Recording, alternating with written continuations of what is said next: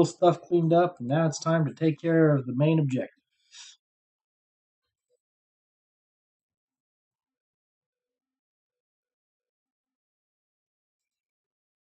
So, as we went over last time, you guys, it takes a little bit of time, but eventually they work out a agreement for the purchase of the Pink Flump Theater. It's going to cost you guys. What did I say?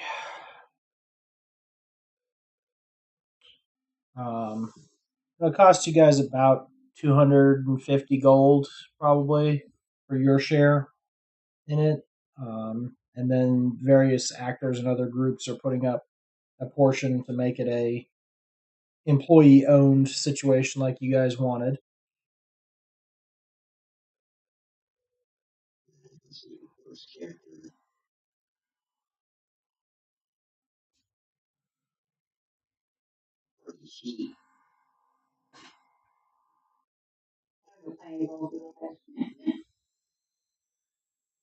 Yeah, we can reduce the gold in a party sheet, so we can reduce do that.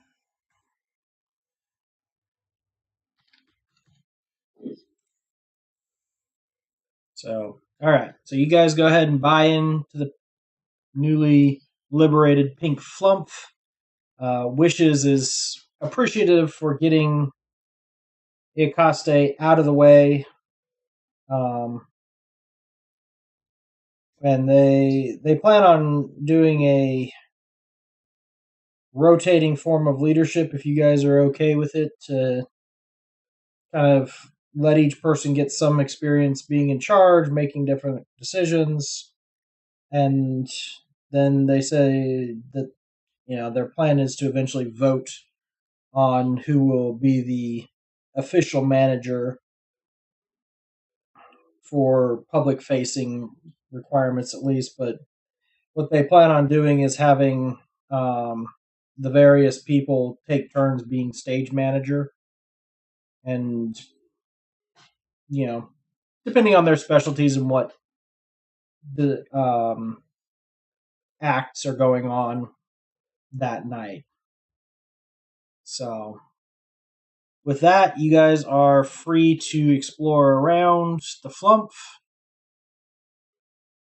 But before we get in, it takes a while. I'm sure we got a long rest in there. Oh, you think you get a long rest? Yes, you'll get a long rest in there today. And not.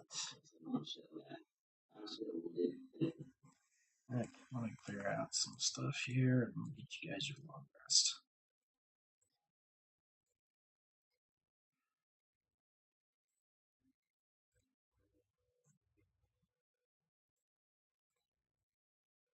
And you got Maloon back to normal too.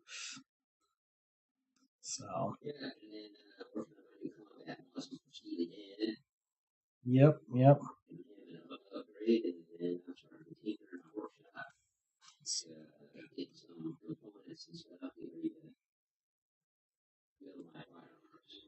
Okay. I don't know why it didn't take that. Yep. Now it's on there. I changed it and it didn't take it. Now it's updated. So Steely Dan now has a griffin shape to him. Yeah, something didn't update. Something didn't update right, but it should be updated now. So, you guys are free to look around the Flump. Eventually, you do find a trapdoor in one of the dressing rooms.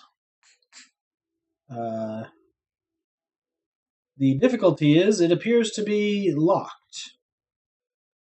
Yeah, we still had to get all the parts to the key. Well, let's see. What do we got? We need a beholder eye stock. You guys picked that up. You need a shape changer. you had made arrangements for one of the doppelgangers to meet you, and an animated construct. So you've got Steely Dan. So you got all the parts you need. You just need to let the doppelganger know you're ready for her.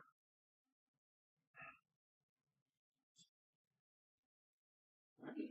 Well, I guess since we have nothing else to do, I guess we can make our plans to go ahead and do that.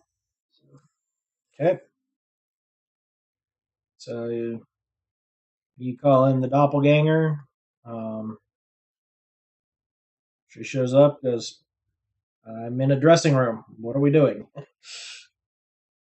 well, supposedly we have components to do this. Maybe it's just a touch door, so I don't know. It seems like that would be an arcane lock. Let's see if I can figure out how it works. The trap door is not the vault door. It is warded with an arcane lock, though, so you'll have to get around that and unlock the door, or just rip it open. Alright, the bar goes down the paddle. And we don't have an eye. Alright, well,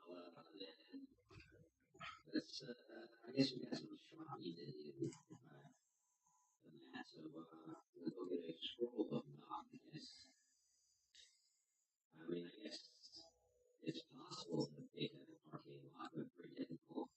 It is kind of difficult, yep. I can try. Maybe I get some guidance or somebody. Anyone has it?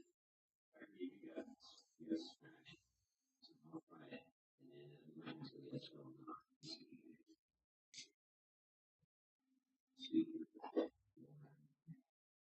There's my one, and whatever. 20 and 1. Well, you're not getting in the door with that. So you have a +8. So best you could get would be a 32, right? 20 plus 8 plus, yeah, 32 is the best we can get. Okay, so it takes you about 30 minutes of fiddling around with this lock. You finally manage to bypass the arcane lock and get the door open.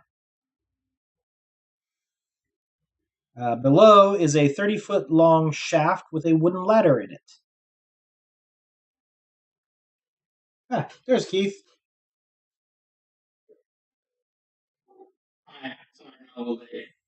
No worries. So all we've done so far is when it's back, we took a long rest. The leadership of the heat block has changed. We found a trap door. We got the doppelganger with us. All the people things we need for a key to get in, and it took me a while to lock the arcane lock with the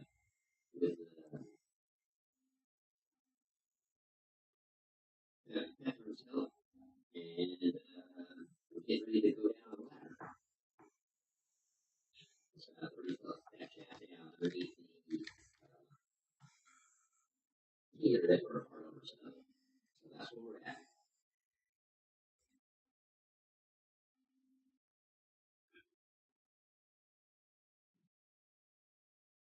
Alright, well, I guess I will look down and see if I see anything below. If not, I will start going down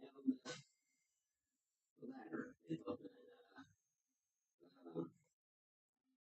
Steely Dan down the ladder. All right. With this new appendage. Those should be better for climbing up. They are a bit. Yep. So he takes him a minute. You guys both get down fairly easy, though. And at the bottom, you find a 20-foot wide stone passageway that seems to slope down into the darkness. Alright, I will look down the slopey thing and looking for possible tripwire slash. How steep is it? Is it steep enough that if I cast a grease spell that we go sliding down into the dark enough? If you wanted to, you could. Yeah, hopefully there's holes. I don't see anything. Another one. Okay. I guess I'm gonna blow up. I was gonna say I had to kick somebody off last night to get their rolls straightened out. So I'm actually was looking. I don't guess I don't see anything. I'm looking for that. Not that you might have cast a grease spell. That a grease spell might get cast slash grease squirted on ball bearings shot on the floor or whatever. So you're expecting a trap, is what you're saying.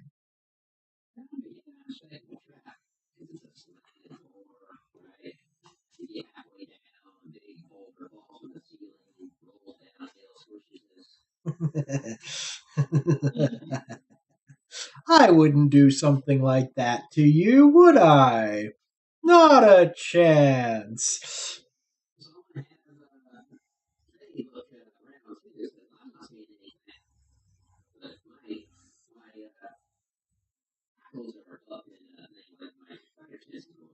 You're sitting here going, if I don't see any traps, but if I were going to set a trap in here, this would be an excellent place for it.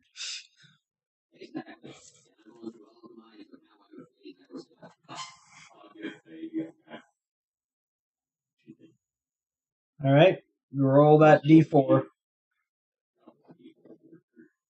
right, so 15. Faye, you look around and you agree with Torin on most of this stuff. It's like, yeah, uh, let's check it. Nope, nothing in the ceiling. Doesn't look like there's any boulder traps up there over the door or anything that's going to come rolling down after us. I don't see any like little um, spots to squirt grease out and make us slide down into a pit at the end. I think you guys can see about the same. Yeah, she's got 100. She's got 120. You've got 60. It disappears into the darkness.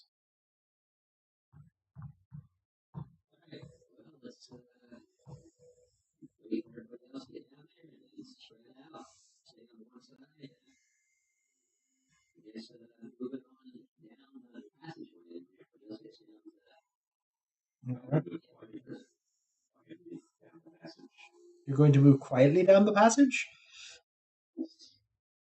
What's the rest of them? What's the rest of the party doing? Linking arms and singing "We're off to see the wizard." The wonderful Wizard of Oz.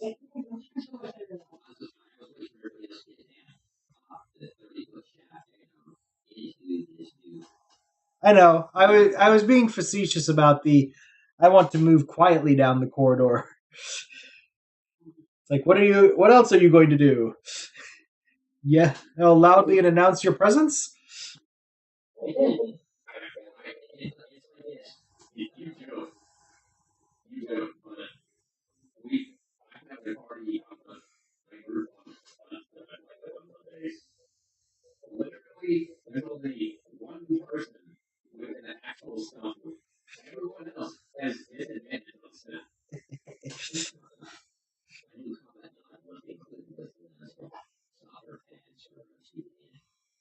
Yep. All right. So you guys are moving quietly. Well, most of you are moving quietly. It just blends into the darkness. Well, I mean, most of you can't see Faye anyway, because it is dark down here. You're using dark vision, so Faye Winter is invisible to all of you.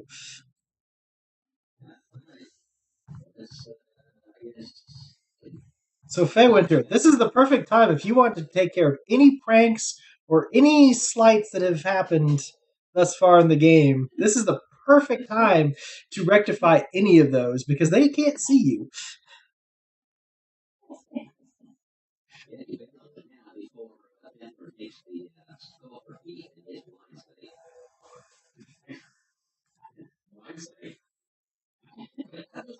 Thefrum's just going to take Devil's Sight, and he's the only one that can see her. Yeah, you do. You're the only one.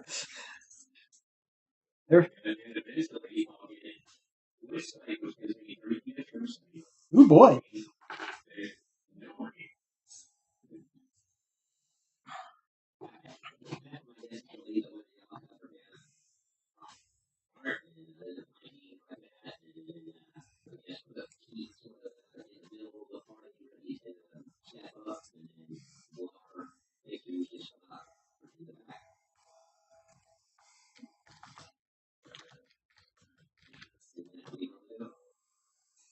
I think that's.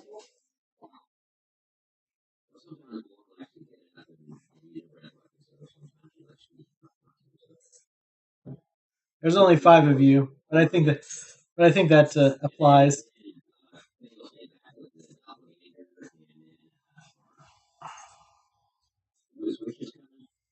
Wishes will come if you ask him nicely too.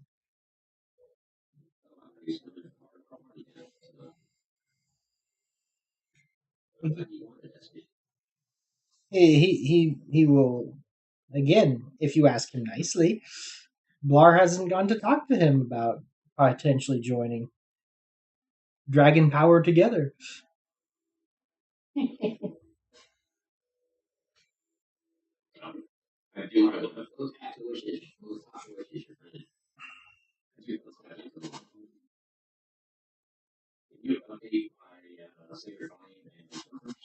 Oh,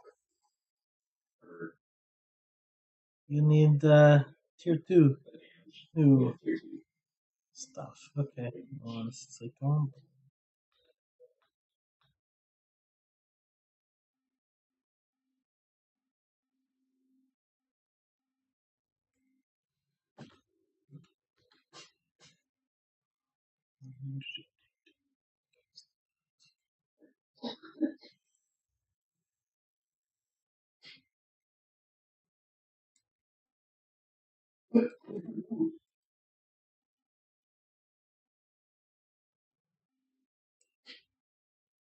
There's Sacred Flame and Sword Burst. Let me fix Green Flame Blade.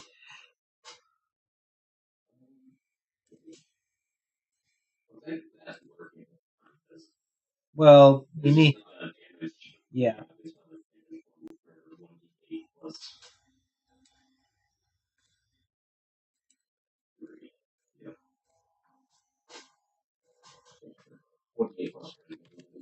Yeah.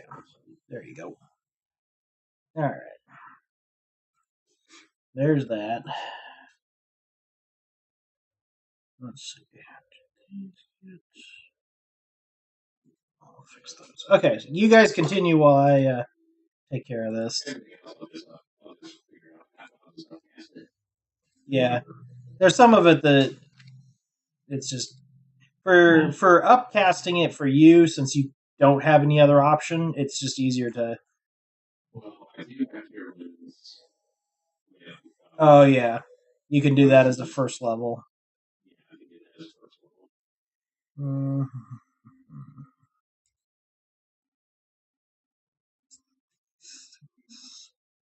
Alright.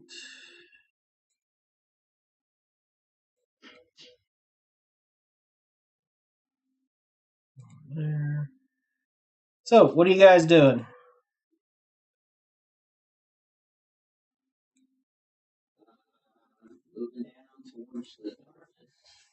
Okay.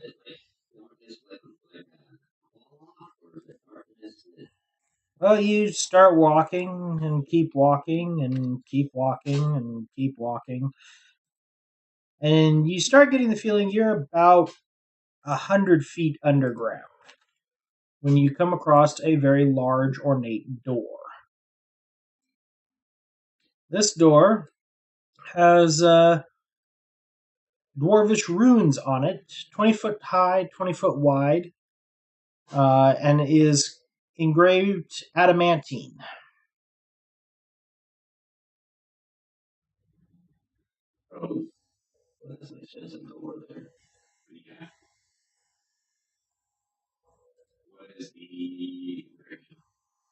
Well, does anybody speak Dwarvish?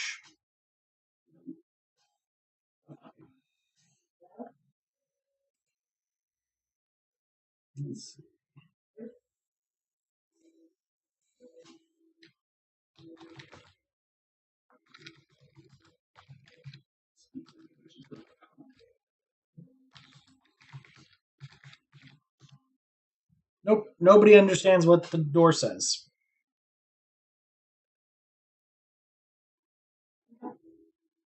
Open sesame. The door remains closed.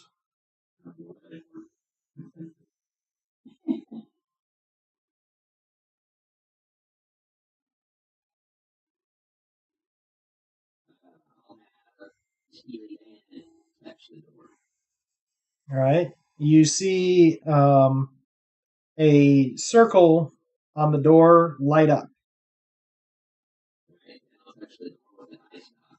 A second circle lights up.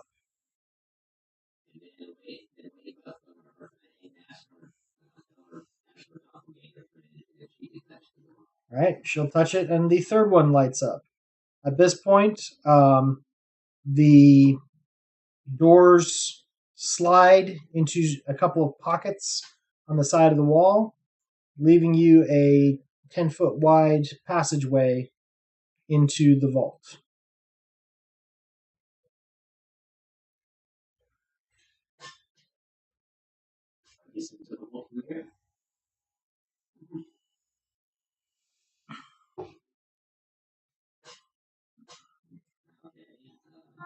So,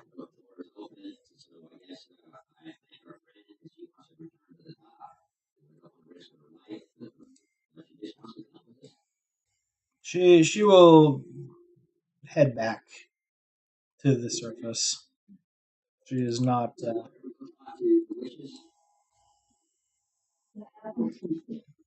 No, Blur's having stage fright.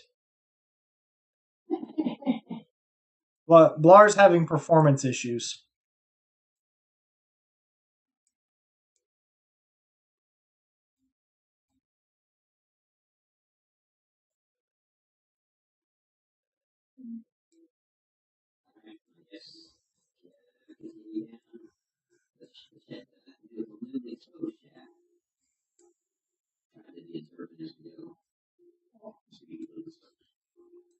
All right. So there you go.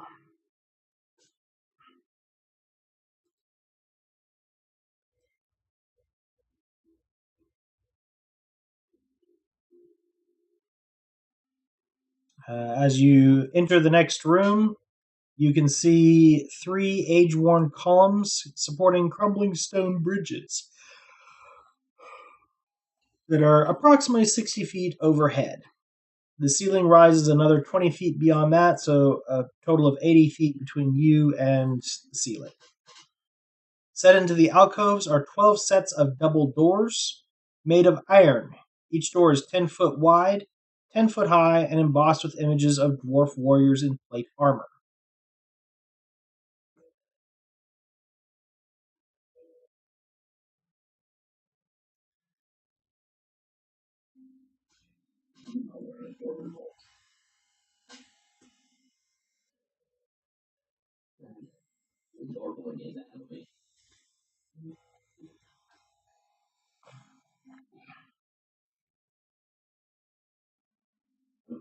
Nope, did I forget?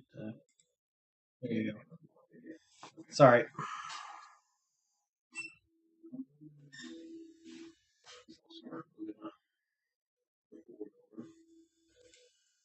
Okay.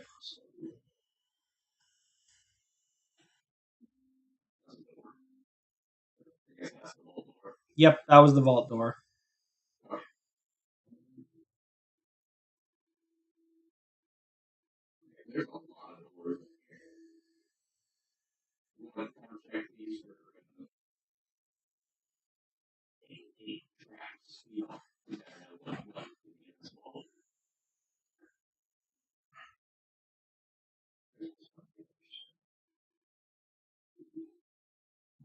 So in total, there are 12 sets of doors.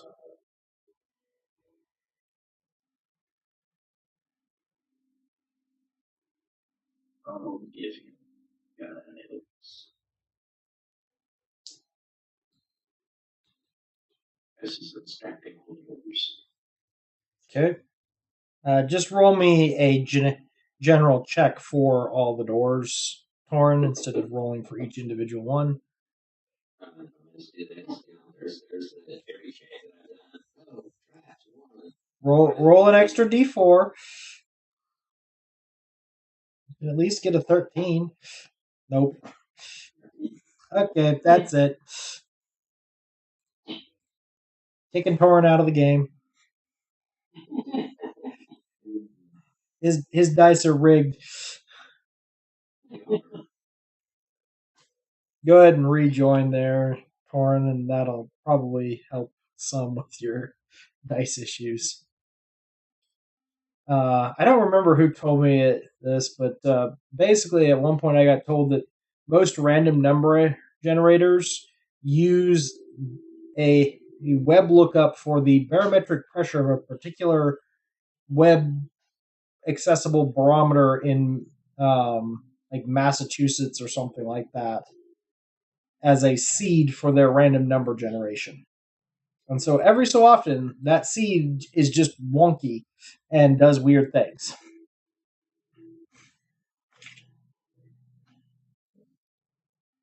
All right, so with your whopping 10 there, Torin, you do not see any traps on any of the doors.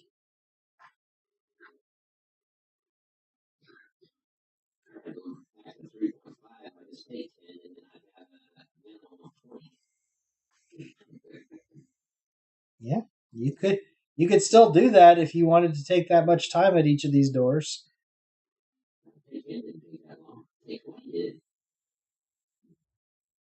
It's however long it takes to roll 10 times.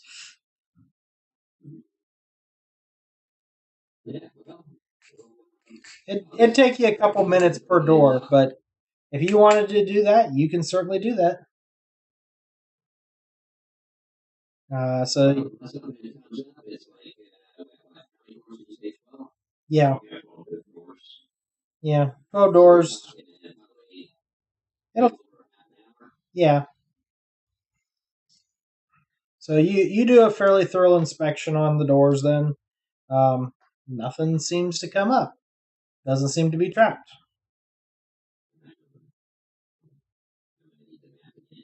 Oh yeah.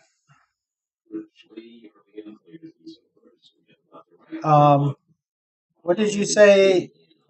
What did you say your take 10 was?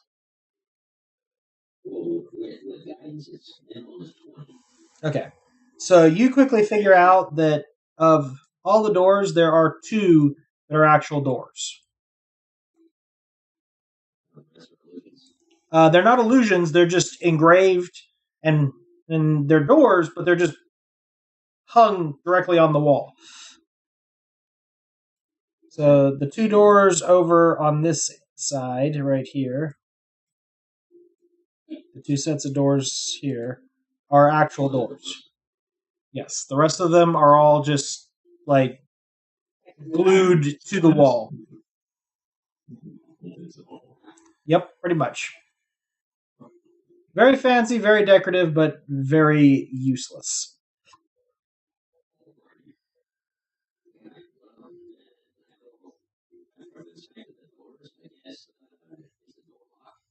It is not locked. However, it is rather heavy. So I'll need somebody to make me a strength check to try and open these things. Steely Dan can assist. Or Steely Dan can push and you can assist.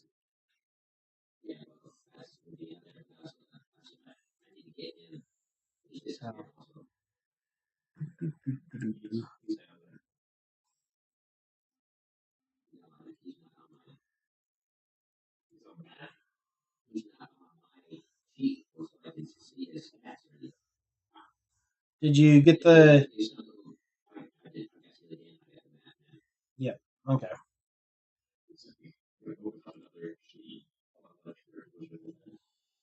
No, the weird thing is the NPCs run differently, and It used to be you could just hand a character an NPC sheet and they could control it, but for whatever reason, it's gone wonky. So yeah.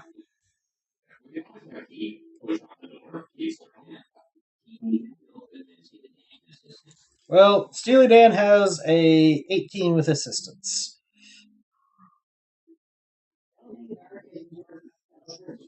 So he is able to plant his. What was that?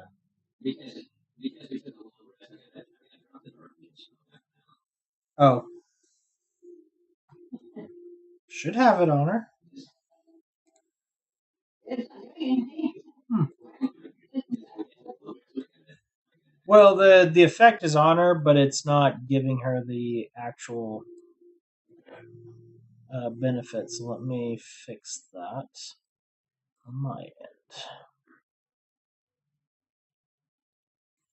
There you go.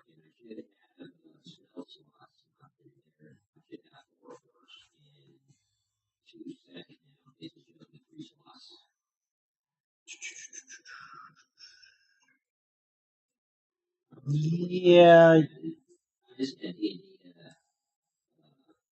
you're an artificer. That looks. Let me double check, but I think that's right. Let me double check. Artificers aren't full casters. Hold on. I see. I see what happened. There we go. For whatever reason, it had decided you weren't a spellcaster at all. It was not leveling up your spellcasting. Why can't I change your spell slots? Okay, I'm gonna have to fiddle with that. You'll just have to keep track of it. Yeah.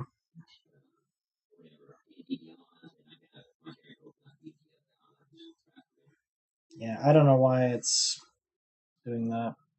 Probably something I've got had an add-on to adjust something on the character sheets, and then it's being ridiculous. Yeah.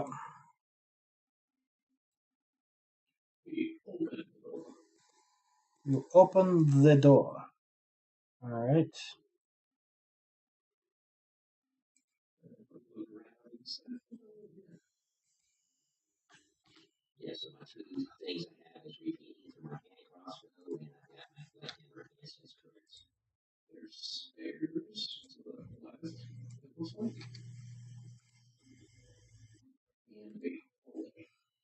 Yep. So the area you are in um, has a set of stairs heading up from the south and a large fresco on the north wall but that depicts dwarves battling dragons.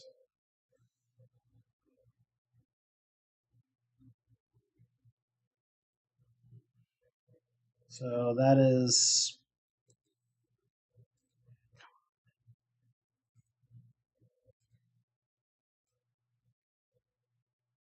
up on that wall there.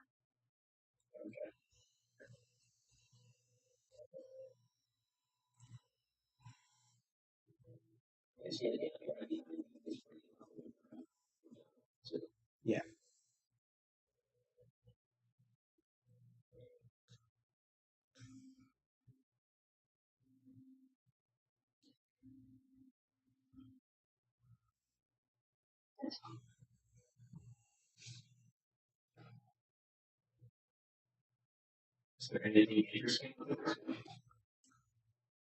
Are you going up to investigate it? All right. As you all walk up there. Let's see.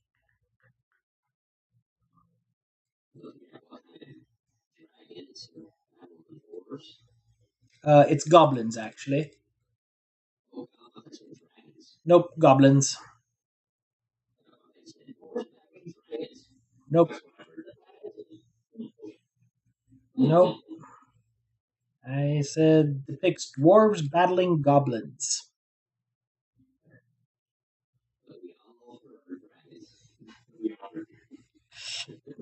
I cannot help if you guys only hear what you want to hear.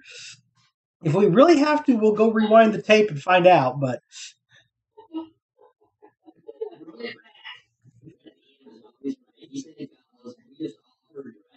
you've got you've got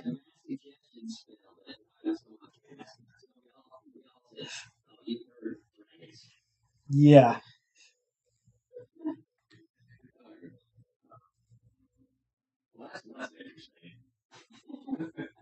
Well, since you walked over there, roll that save for me, please. There should have been a window that popped up. Oh no, hold on. There it goes. Okay.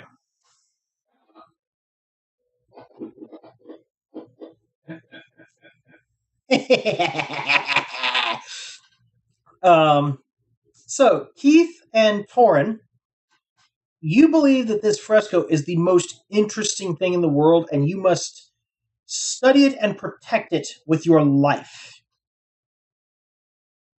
You you feel like it would just be horrible if you tried to walk away and not be able to see this fresco. So you have been charmed by the fresco.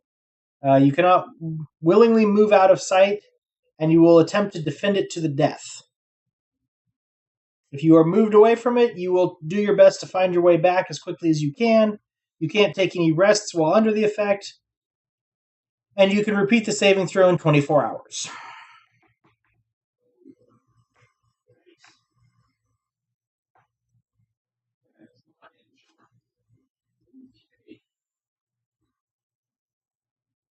So that is Torn and Keith.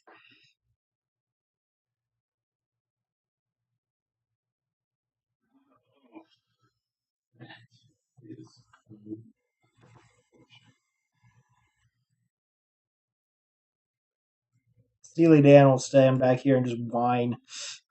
All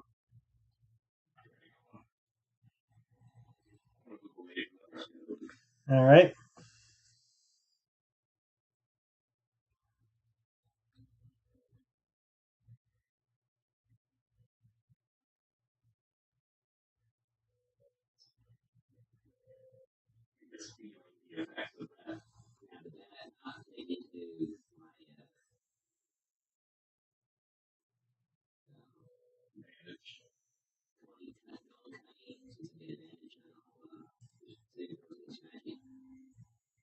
Um, it did not, since you didn't have that on your sheet active at the moment. So,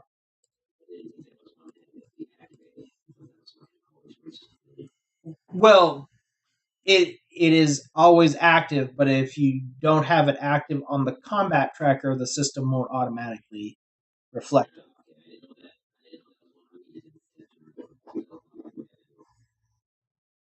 All right. Yep, that's fine. The first one that it rolled was the 19, so that would have been your advantage. So you are free of the effect.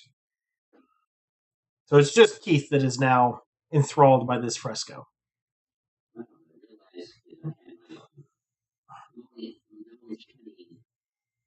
You're like, ooh, this is so awesome, and wait a second, what am I doing over here? Why am I trying to lick the wall?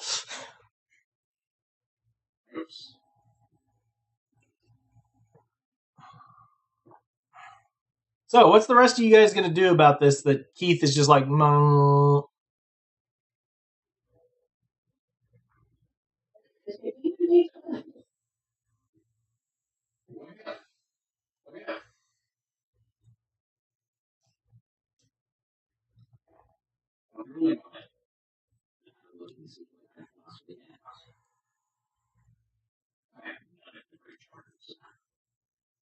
Well, this is an object causing it, so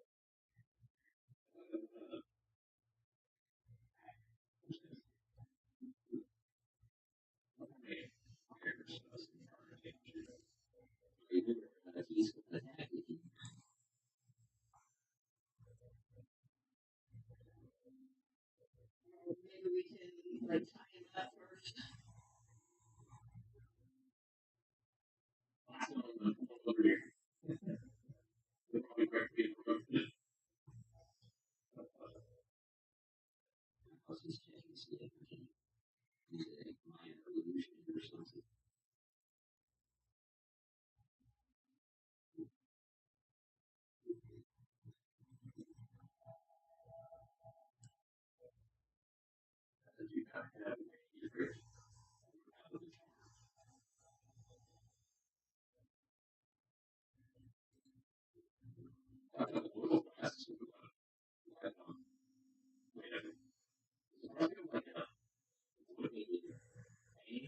It's a painting on like plaster or stone work.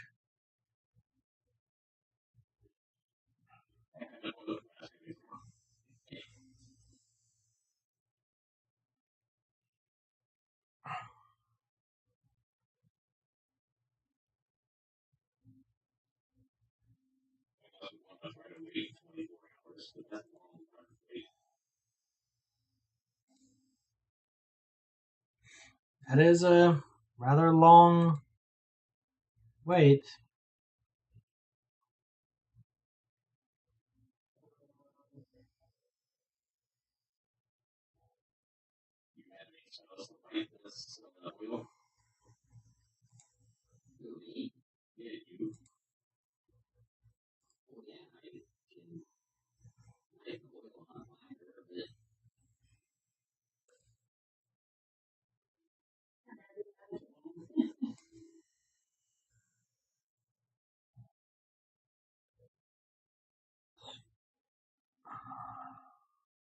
Okay.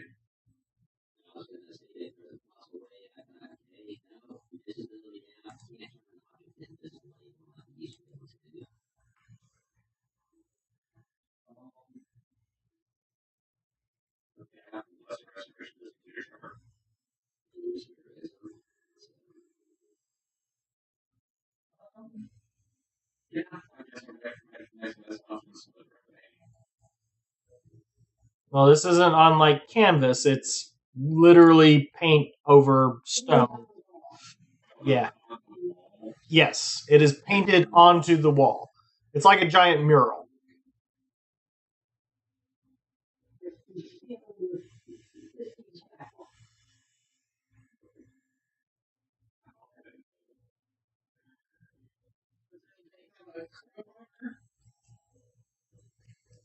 Any explorers or dungeoneers pack probably does.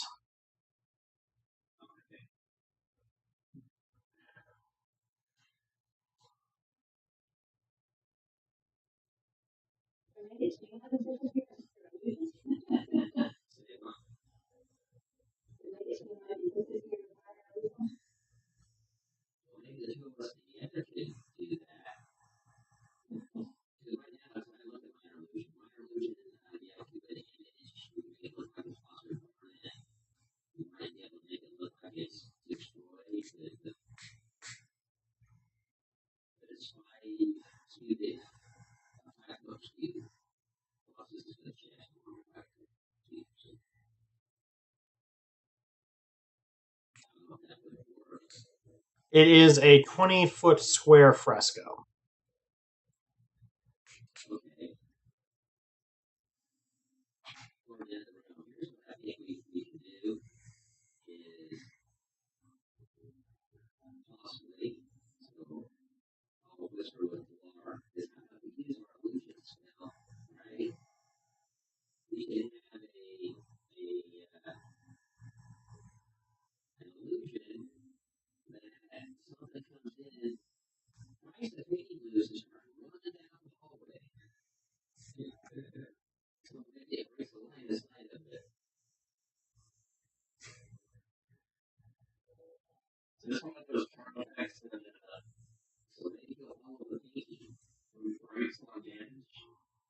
Um, it can break on damage, but it would be the. So basically, what you guys could do is you could break the painting. If you do enough damage to a section of it and destroy it, it will break the charm. but you're going to have to deal with Keith trying to protect the painting. So you may want to try and figure out how you're going to do enough damage quickly enough to ensure that Keith doesn't have a chance to do anything.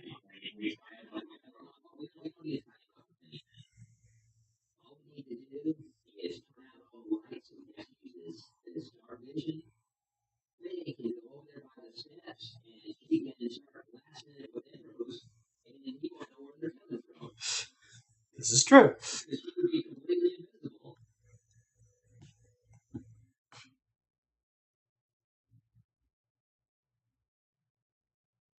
This is true.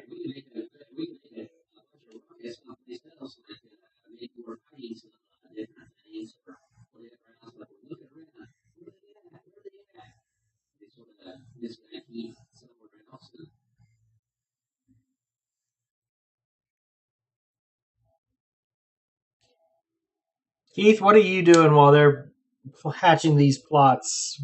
You have your lovely painting with you.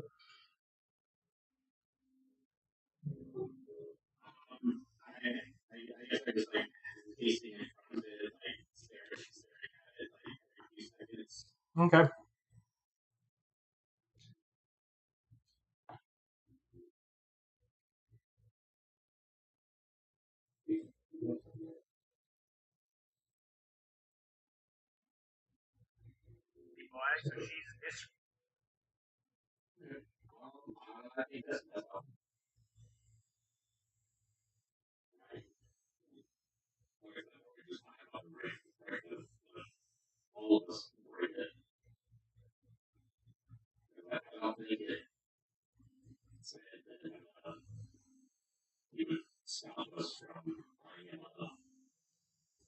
That's up to him.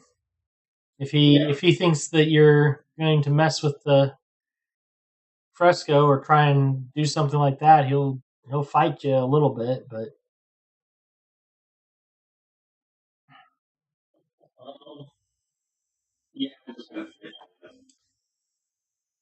I mean literally everybody's using dark vision at the moment. There is no light in here. Nobody can see Faye except for Therum.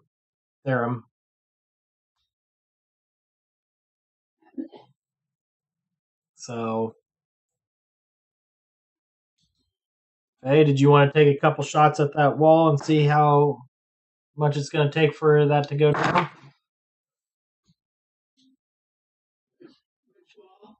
Just the north wall there. So you could just roll a regular attack, see if it hits.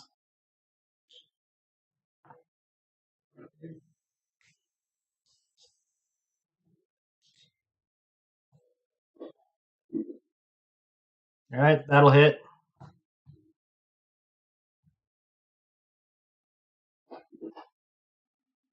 All right, you get your extra damage on that, but because of the being the first round, you're attacking something. Let's say for the Dread Ambusher.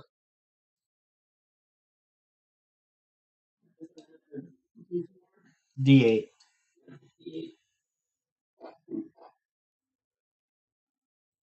All right, so 8 points of damage so far. You've put some chips in it.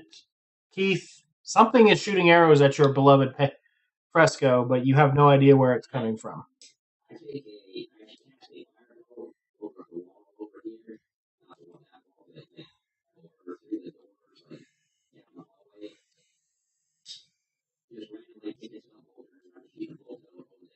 Okay.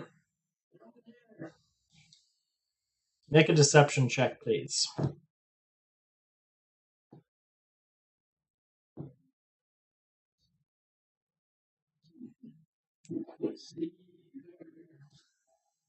Yeah, that's a lot better. All right, so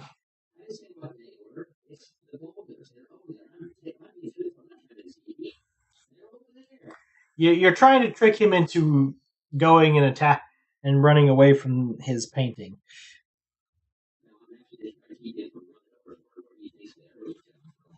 It doesn't matter. Doesn't matter how close he gets. He can be standing right next to Faye Winter, and he still can't see her. So, Fey Winter, your second shot. All right, that will miss.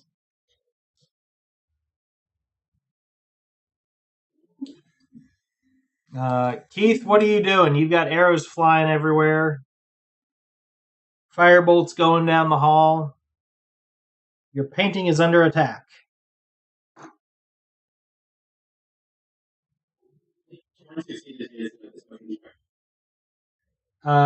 Yes, he did. He got a 15 on that. So unless you want to try and roll insight to beat it.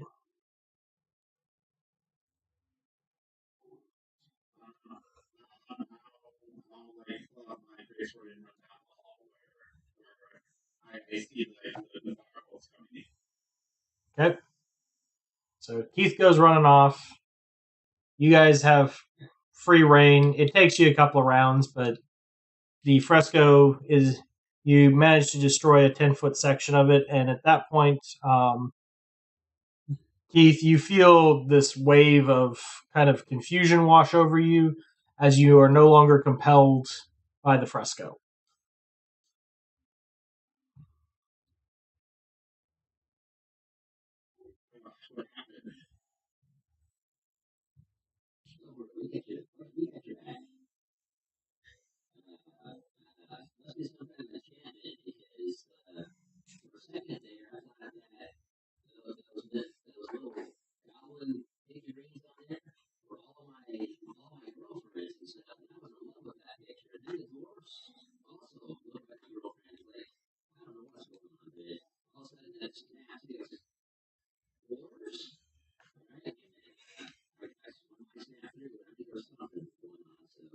Yeah, I think it's more like Torin looked at it and realized, wait a second, I don't have any girlfriends.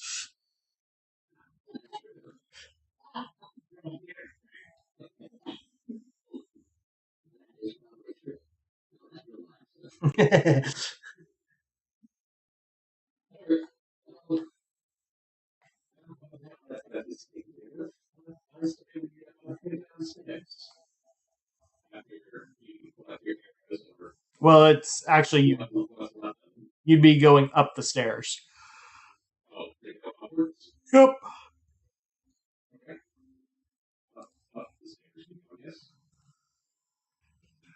Find my next.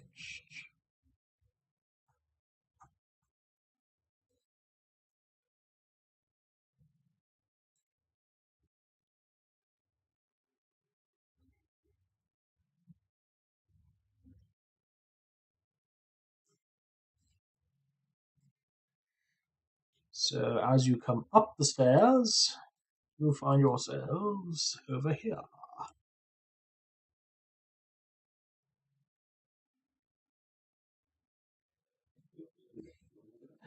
Yep. Yep.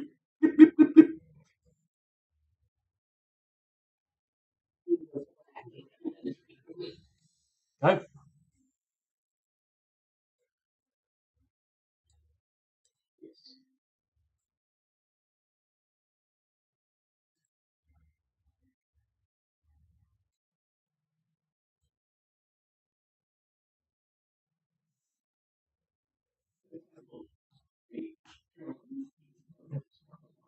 Yep. There you go.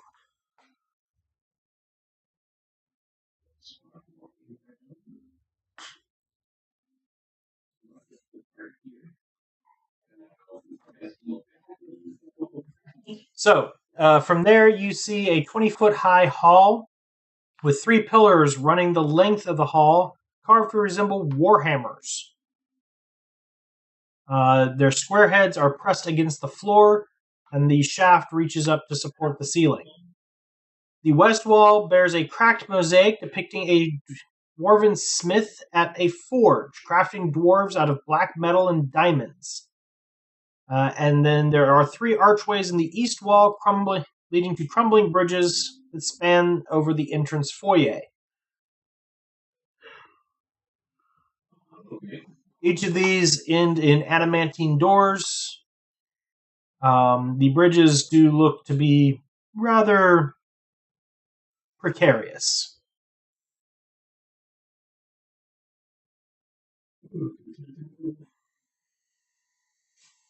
You do not have a map.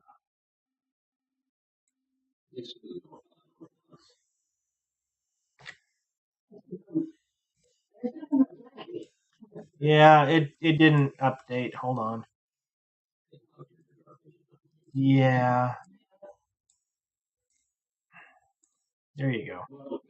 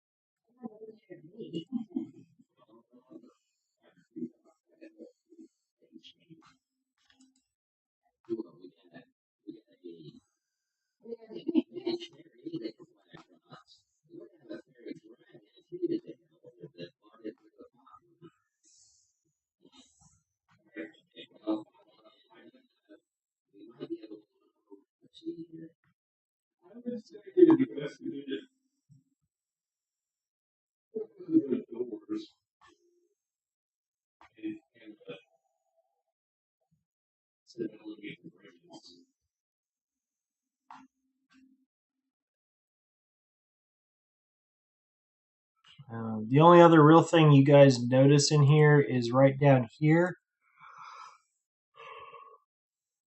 There is a area of the mural that has cracked and turned into a shattered pile of tile on the floor.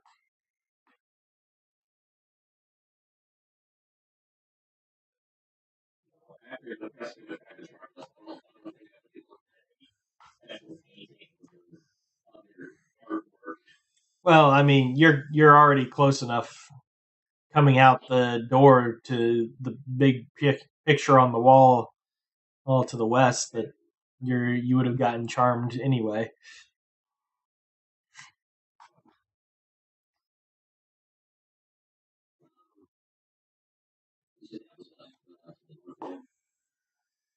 What was? No, I'm saying there was a large mural painting along the west wall of mosaic tiles. So it's all the way down the west wall, except that weird little alcove where it's been broken and collapsed.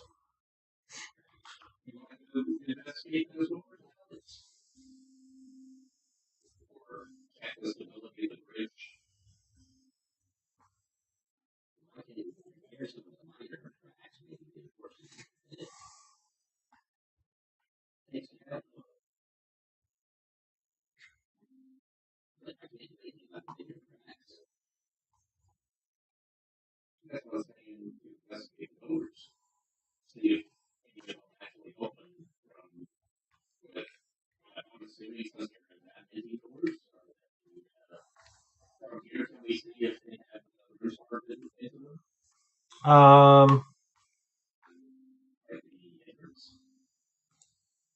uh, Tethram can, yes. And so can Feathermoon, but the rest of you cannot see across the bridges all the way. Um,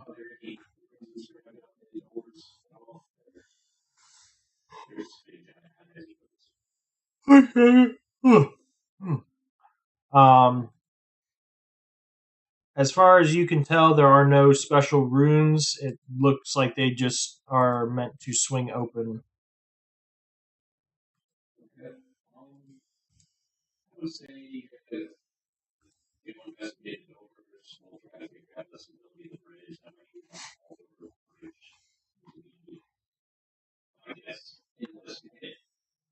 It's not an endless pit. It only goes down 60 feet to the floor where you guys walked in.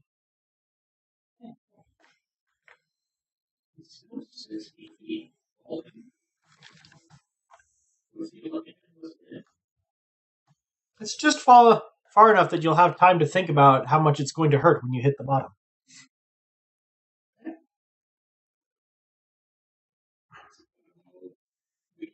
guess reinforced over expected. See if he can stable enough to walk. Which one are you starting with? I guess we start with the Okay. Torn, give me a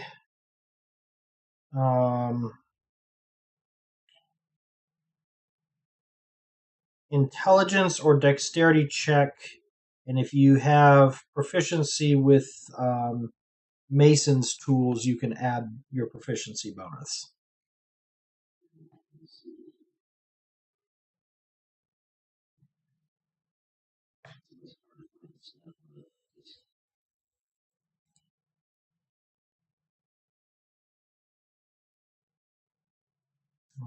You have smiths, thieves, and tinkerers tools, no mason and supplies and jewelers tools. You've got yeah, no masonry tools. So just either.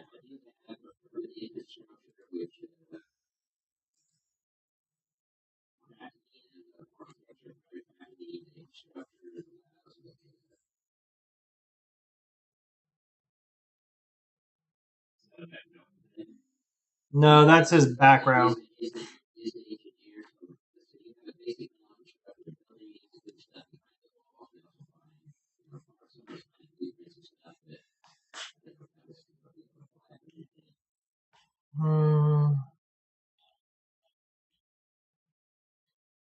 I would say in this case, probably not, since you're trying to assess the structural integrity of the bridge, especially without like going out there and jumping up and down on it.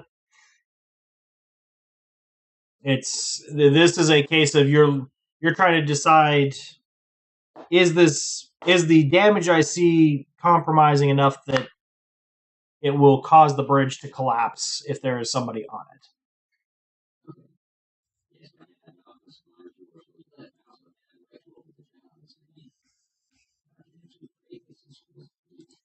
Well, yes, but you're not proficient with Mason's tools. Does that ability give you proficiency with the tool?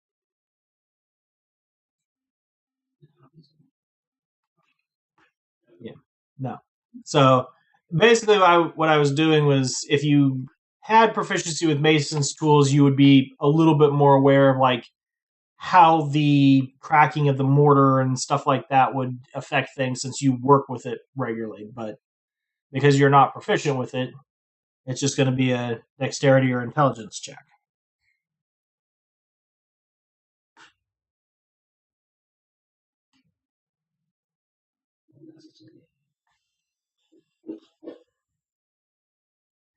All right. So you look it over. You believe the northern bridge is probably relatively stable. You think it can probably support between 100 and 150 pounds before it will collapse.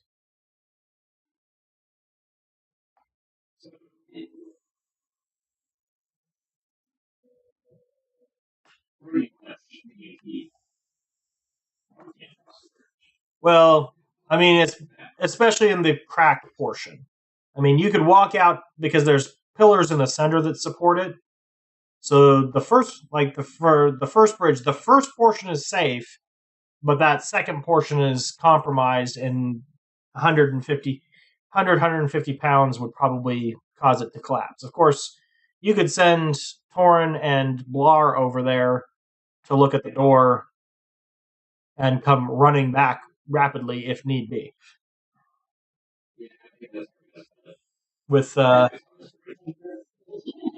and you can basically position Feywinter at the edge of the bridge to just stand there with her arrow ready if something comes chasing them, to just light them up.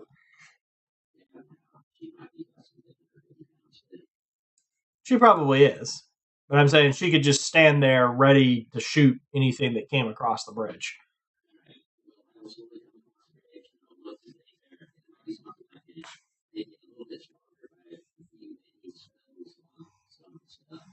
If you wanted to take the time to do that, you could. if we need to. Yeah. Okay. Give me an investigation roll.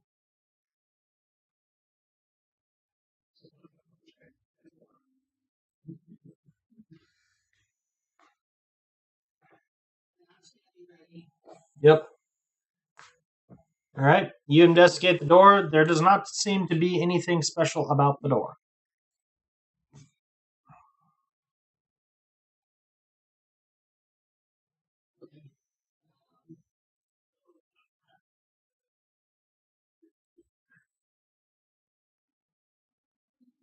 What do you think? Do you think we should open the door and secure a key on this side of the door and go back over just in case?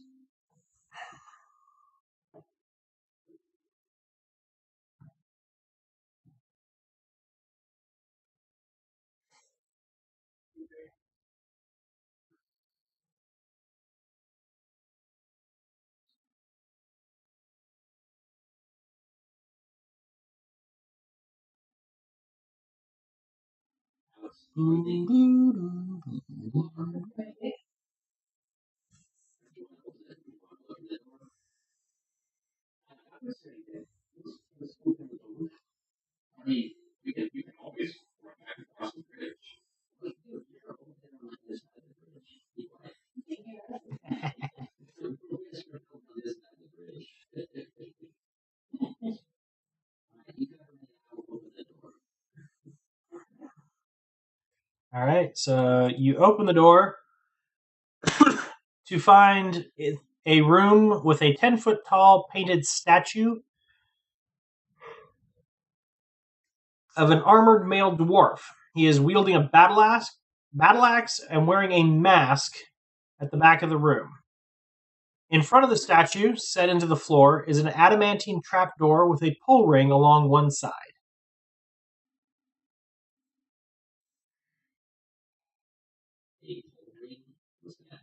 Like just a ring that you could lift the door up with.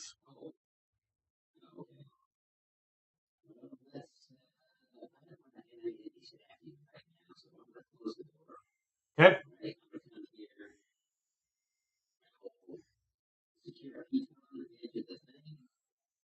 Okay.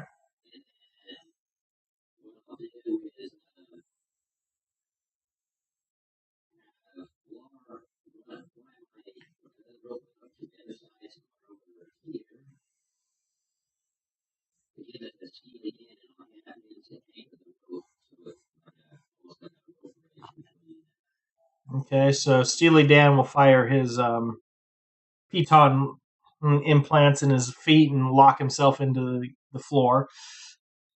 Stretch the rope as tight as possible. Yeah, then also secure the door. I guess I'm not gonna spend the whole time if I need to, like, I'll just secure the. Yeah, you think you can with it with a little bit of work, it'll take you a couple minutes, but you can make sure that the parts that would collapse under the heaviest weight of like Keith would not be a problem within just a couple minutes.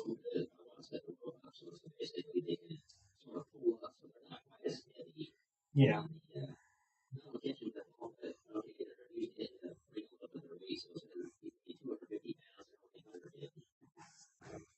Okay. Sounds good. So anybody who wants to cross can go ahead and do so at this point.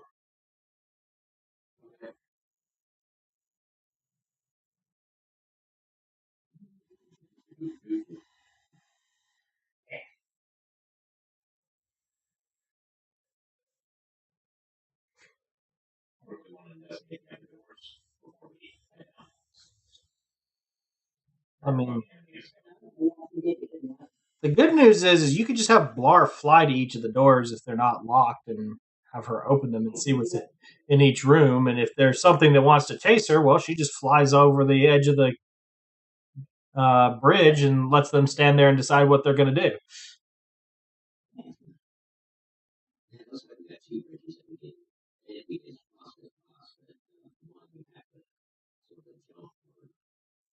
Yeah.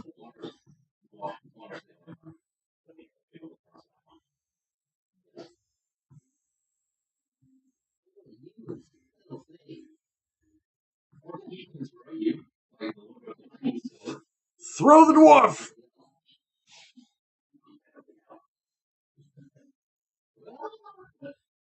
Yay, gnome punting!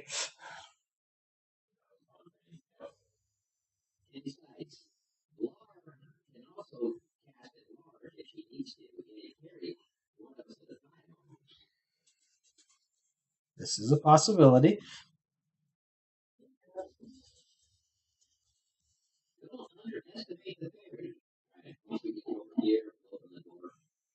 Okay, so you open the door back up. Statue's still standing there.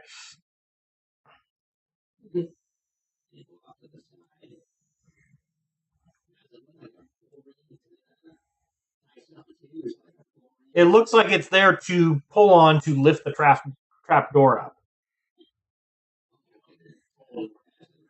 Yes.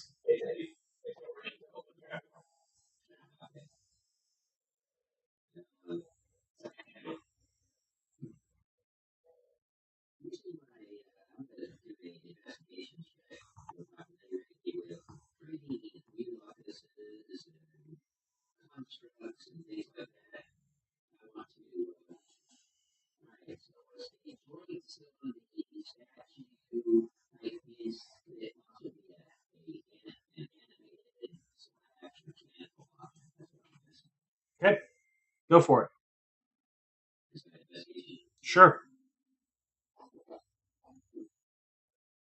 Doesn't look like the statue has the ability to get off the pedestal. In fact, you realize that it is a seamless piece of rock that melds with the pedestal and into the floor.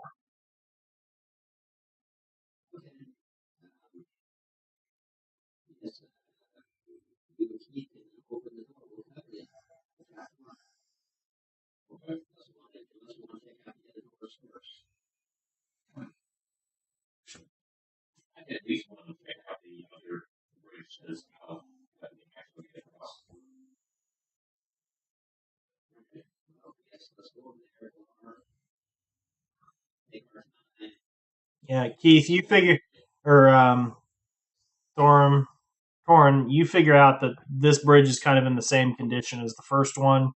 So about 150 pounds worth of weight would probably cause it to collapse.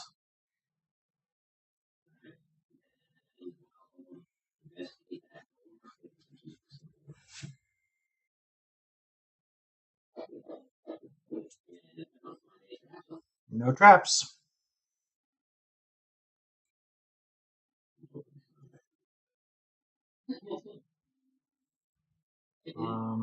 So this door is locked.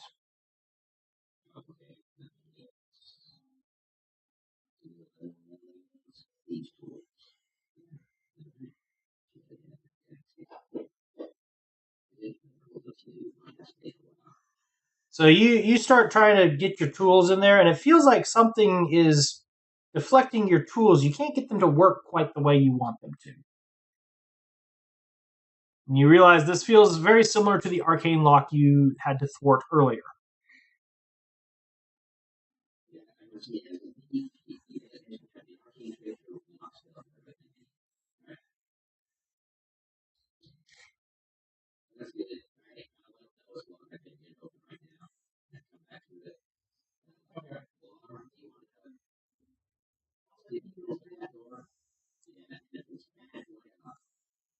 All right.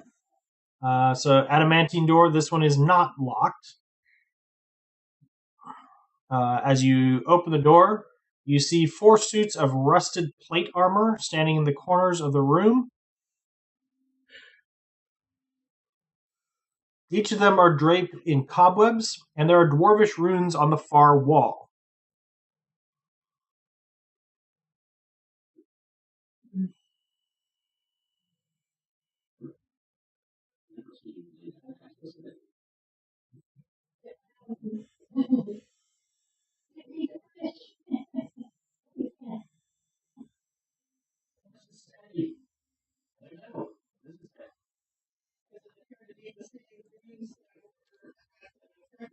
Nope.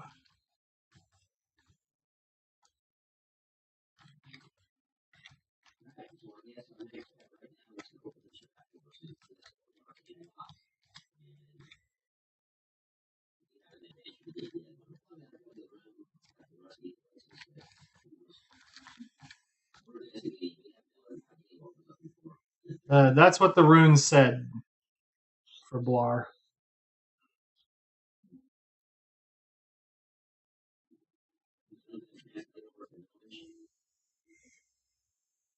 Do they use the same alphabet?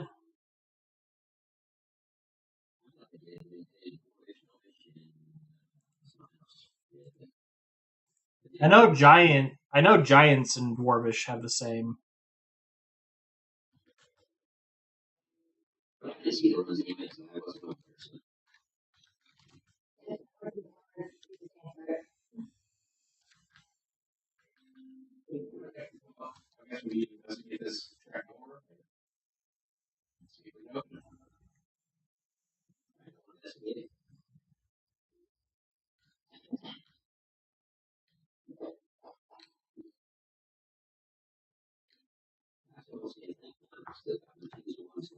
Trap.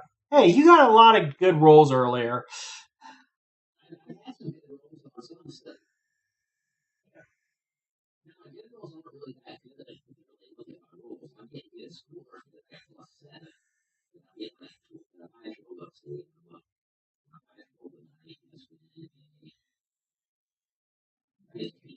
I don't think you're gonna, Todd. I don't think you're gonna be happy unless your dice rolls 20s all the time for you.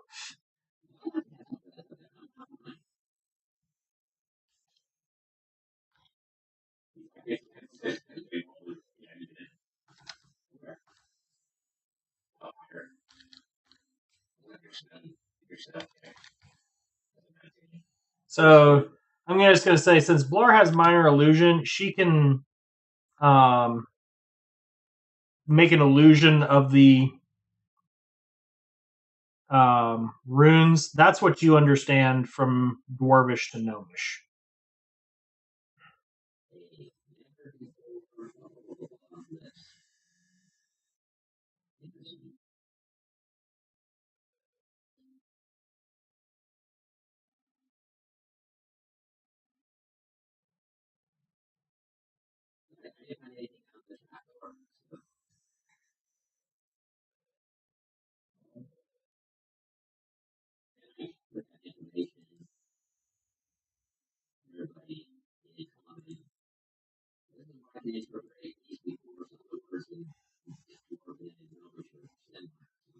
Yeah. Hold on. Let me.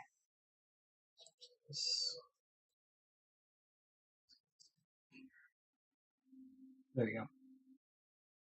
So yeah, each of the ellipses represents a word that was not understandable.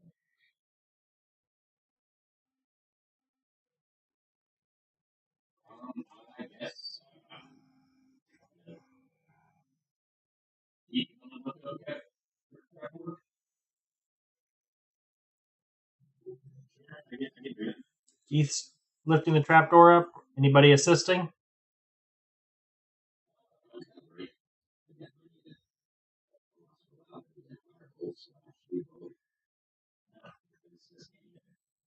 Okay. Hey, sometimes just having an extra pair of hands can be a big help.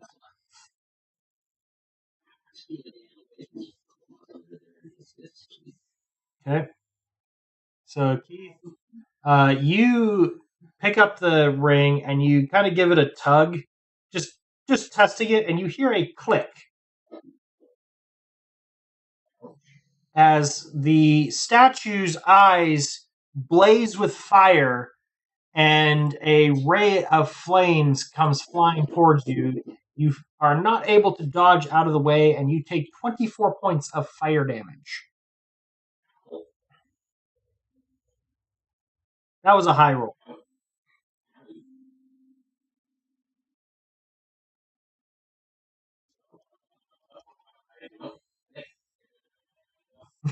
Drop that ring like it's hot.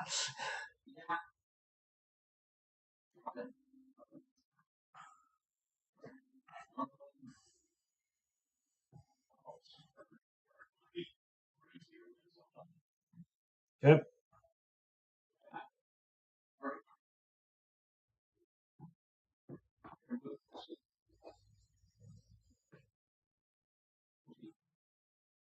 Much better. The thing you were able to tell Keith that there is no trapdoor there. It's just carved and set up to look like one. There is nothing there. It's nothing more than an elaborate trap.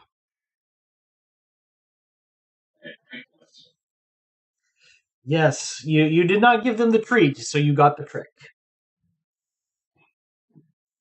And, and a not very nice trick it was.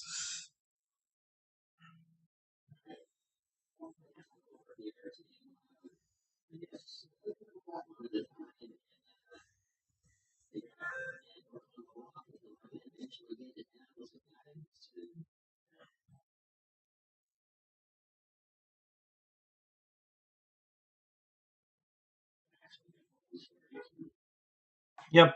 So you eventually get it popped open, and the as the door swings open, you can see several more frescoes lining the walls. Um,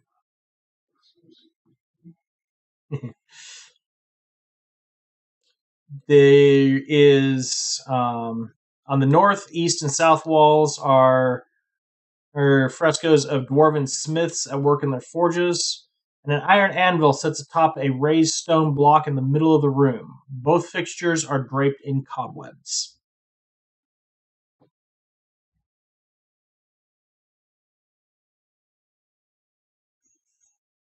Um, because most of you have a better than 10 passive perception, you do notice that the hammer or the smith on the south wall is actually designed to be able to be taken out. It is actually a stone hammer rather than just a cluster of tiles in the wall.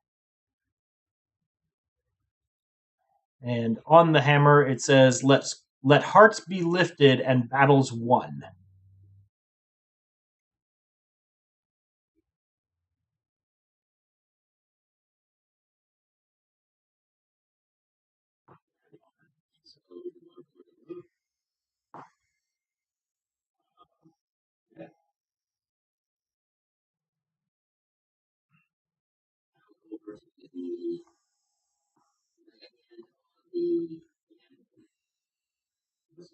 Yeah.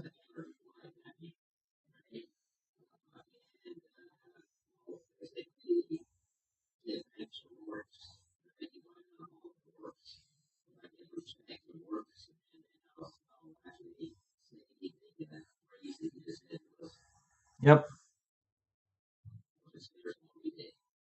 Yeah, there does also appear to be some runes on the anvil. After a little bit, you translate it as "Let the hammer fall and the anvil ring."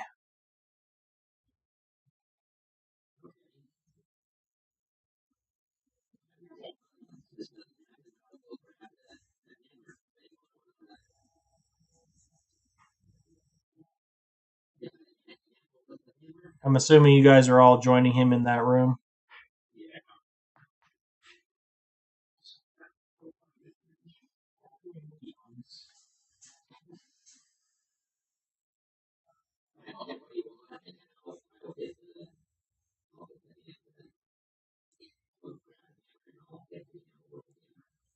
Okay, so as the anvil rings with from the hammer's strike, you feel a blessing rest upon all of you, and you each gain 10 temporary hit points.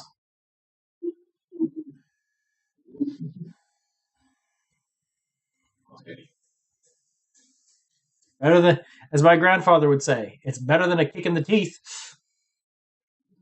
which is what Keith got earlier. There is nothing else in the room.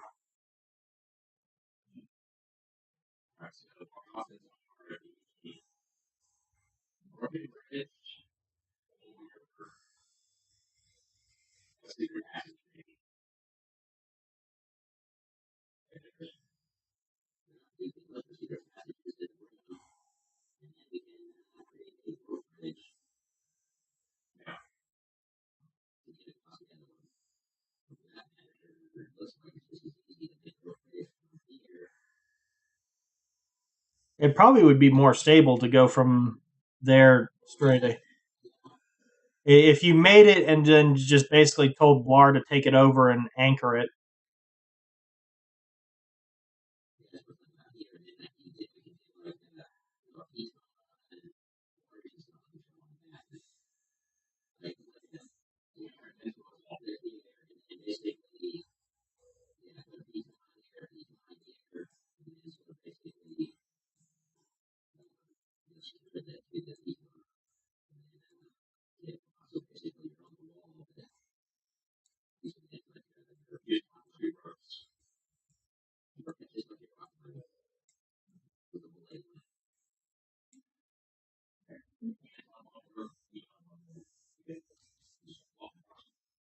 Yeah, could do that.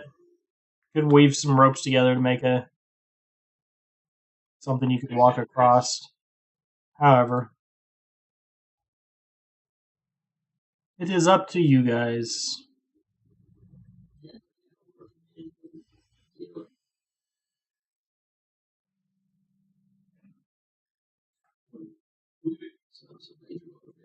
Yeah, that was me. So you get over there. Again, door's not locked or anything. You can swing it open easily.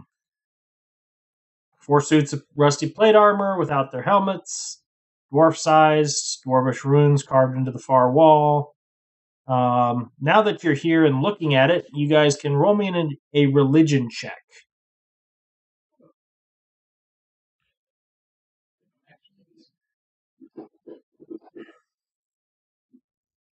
Alrighty.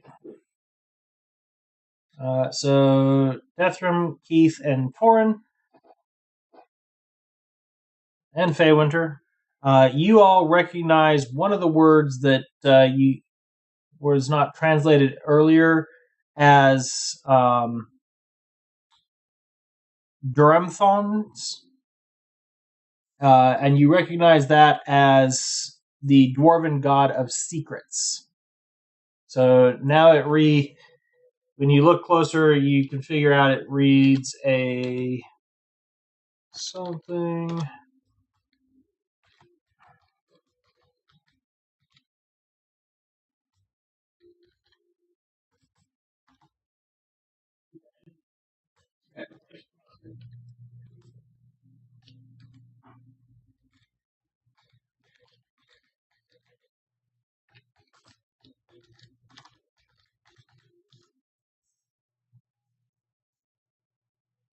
So that's how it reads that you've translated so far.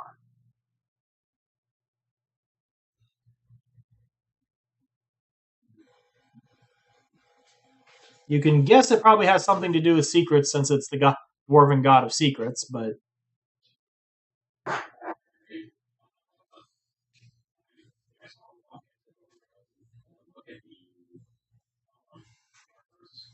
okay. They're old, rusted dwarven armor. They are not magical.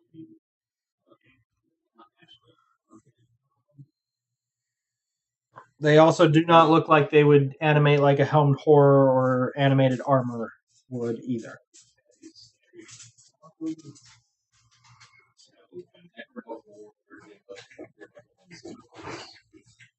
A something never before blank blank blank Durnathorn's lips.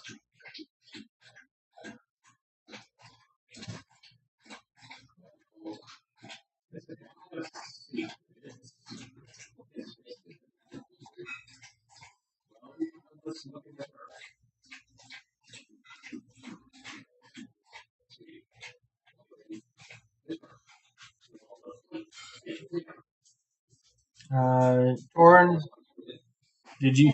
If you want to roll an intelligence check to see if you can translate any more of, or approximate any more of the runes, you can go ahead and give it a try to see if you can get any more out of it. Nope. Yeah, nope. That is not going to be quite enough, though, to get any more information out of it.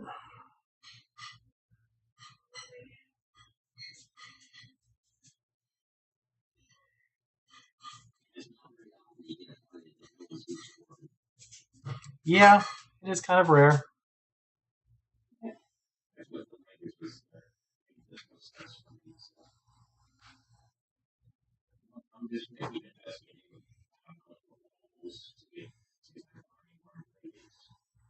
Okay.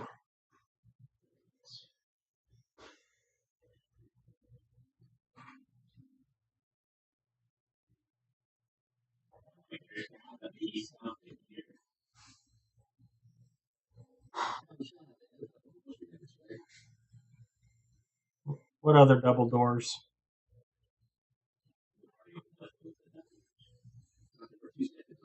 Yeah, they both came into the same area downstairs.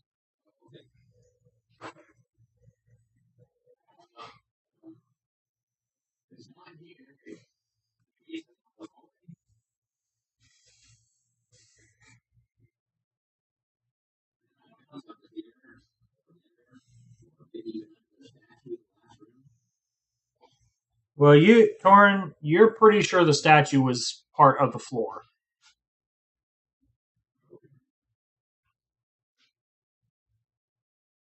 Does anybody else have any reason why they would understand Dwarvish runes aside from speaking Dwarvish? No, no, no. Nobody speaks Gnomish, Giant, or anything else like that.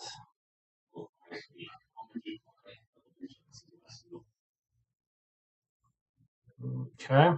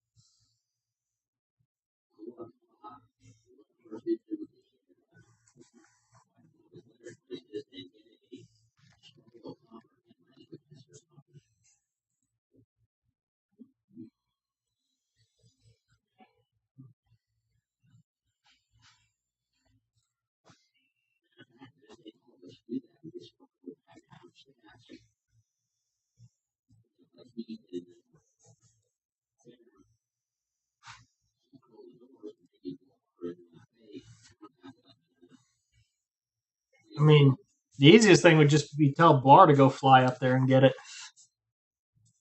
Because literally, Blar could just drop off the side of the bridge, fly down to the entrance that's right underneath you guys, and head off.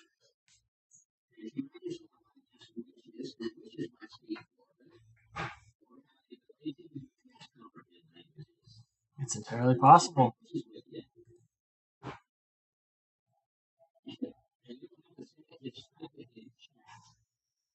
All you have to do, Blar, is you just have to say you're going to talk to Wishes.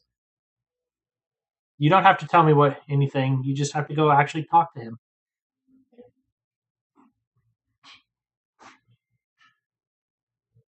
Uh,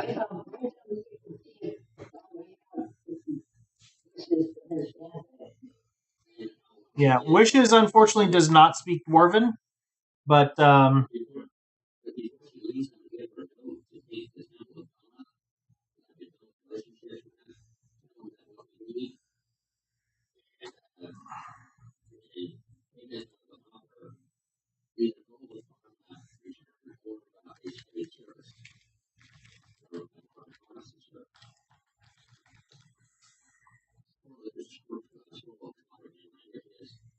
yep. Well, since you beat the whole thing, it's unlocked. You've defeated the arcane lock on it entirely. I'm going to say.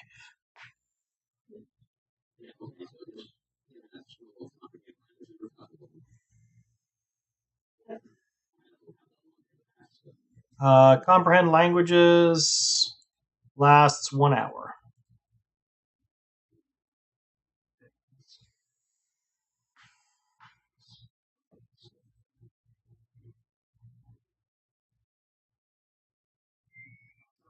So it's going to cost about 48 gold to get that,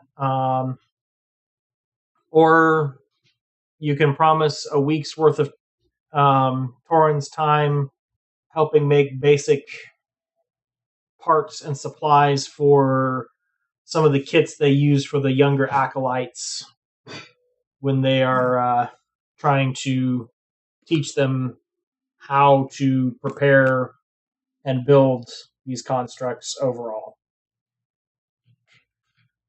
So, yeah. So I'm saying it's Blar gets to make the decision. Are you going to pay him some gold, or are you going to commit a week of Torin's time? You're gonna tie Torin up for a week doing that. All right.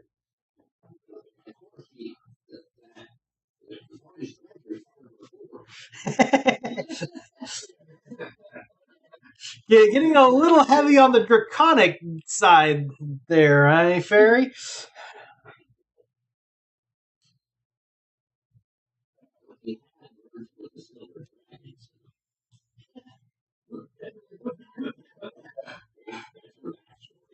Yeah.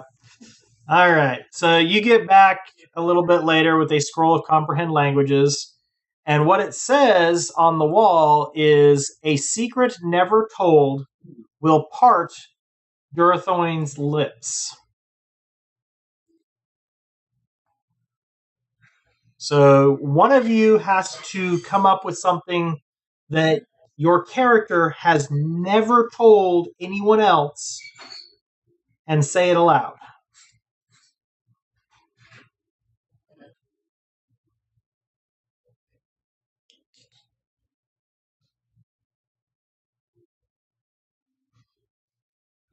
Now,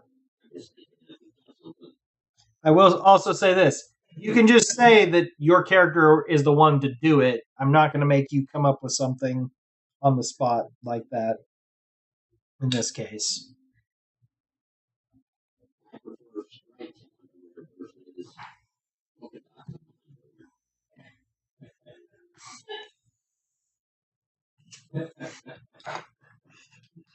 Okay, then. So as you say that, a trap door in the center of the room pops open that you had not seen before, and there's a spiral stone staircase that descends 120 feet.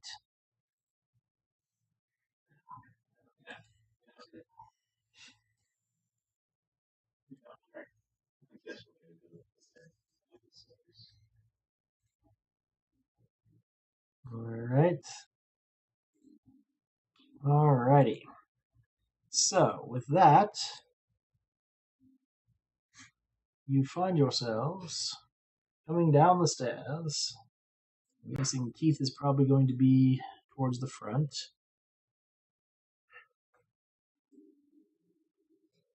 Tithrim and Torin with Faywinter.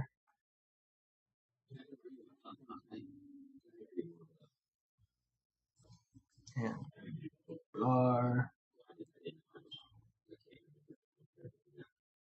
Steve.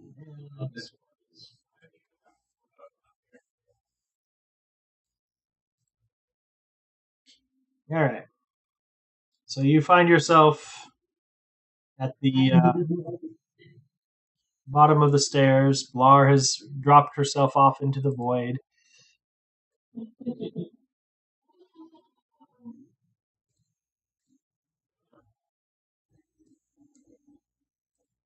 Blar's back.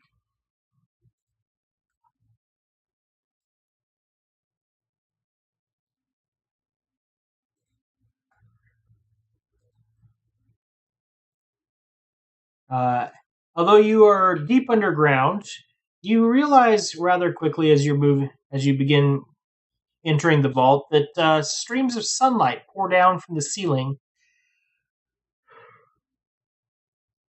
catching the motes of dust in their luminous pools. Ornate columns support a 30-foot high vaulted ceiling, adorned with carvings of dwarves basking in the presence of their gods. Deep alcoves line the walls, and piled in one of them is a vast golden trove. Out of the dusty gloom steps an aged dwarf clutching a staff, carved and painted to resemble a pair of entwined dragons, one red, one gold. Despite the dwarf's age, his eyes are steady and bright. I wasn't expecting anyone.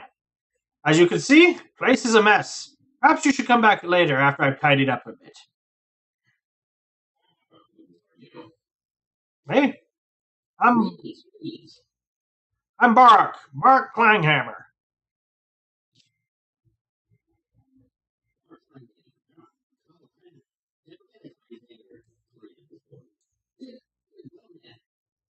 Uh, yeah, young whippersnapper.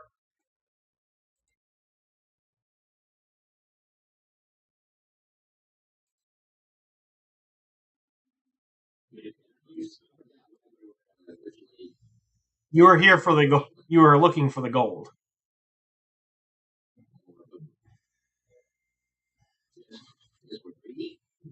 Because you'd found out that there was gold down here, and you know that there's one, gold is nice to have. Two, there's a lot of criminal elements out looking for said gold.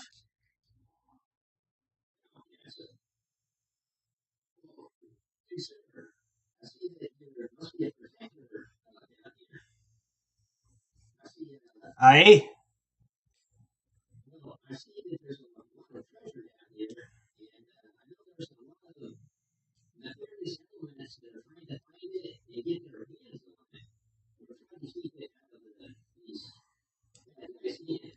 So you think opening up all the doors to, between here and the city to protect this place is a great way to keep ne'er do wells out?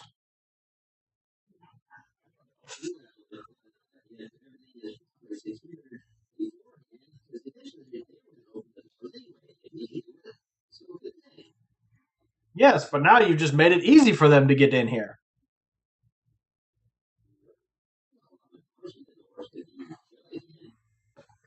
True.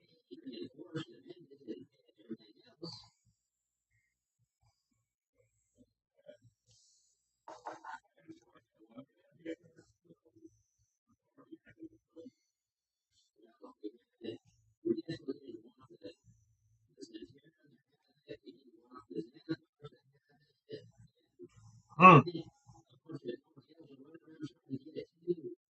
Oh,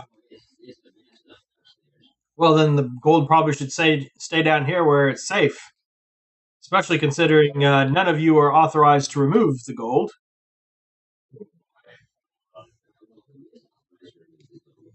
Well, nobody that is in your party is, that's for sure.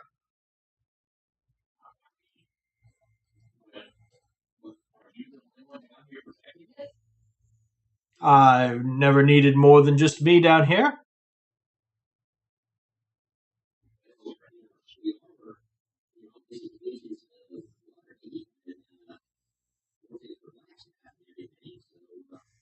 Hmm.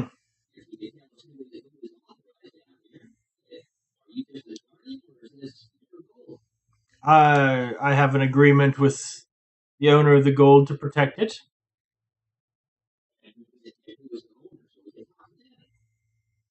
It is Lord Rainier, or Lord Dagult Neverimber, of course. Lord of Waterdeep.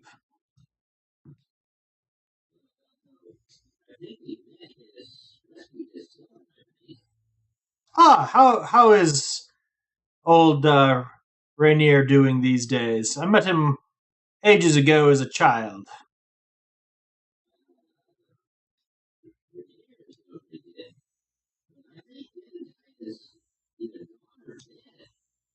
Oh dear, that does pose some problems. Well, hmm. Unfortunately, I think he's in prison.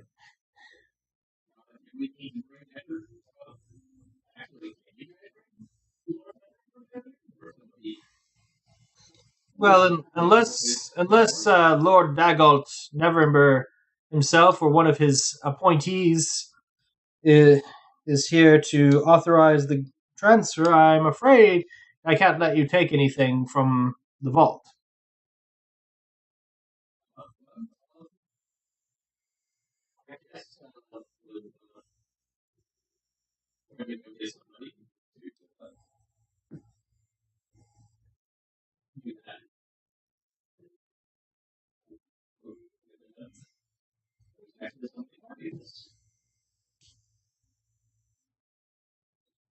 Well, you guys have been told that there's a dragon down here.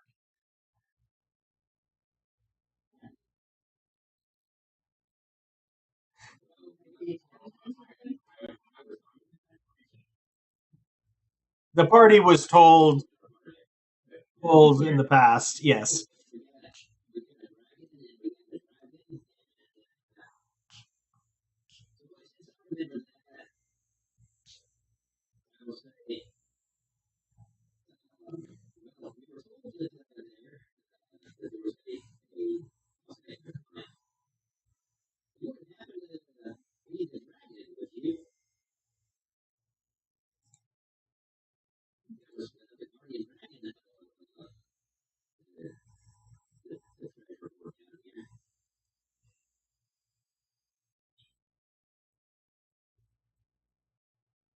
Hold on, I'm checking something.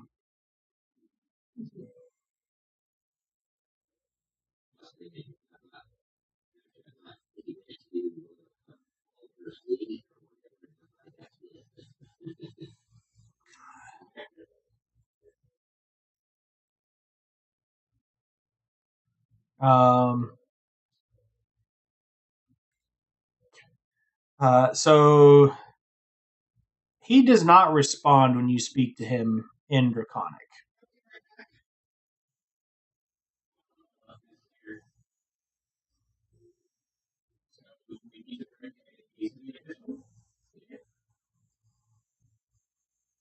Uh, Depends on the official.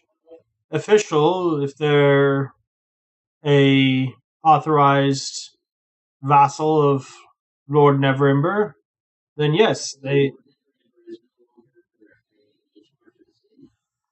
Unfortunately, my agreement with him was not predicated on his position within the city, but his possession of said treasure.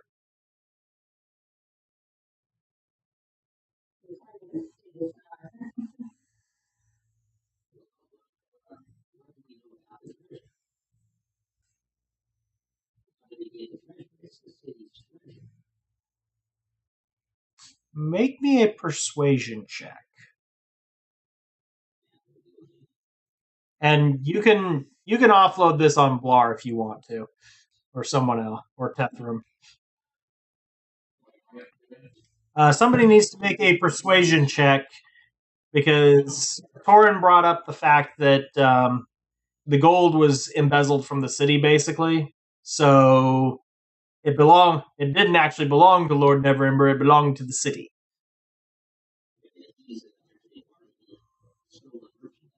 Yes.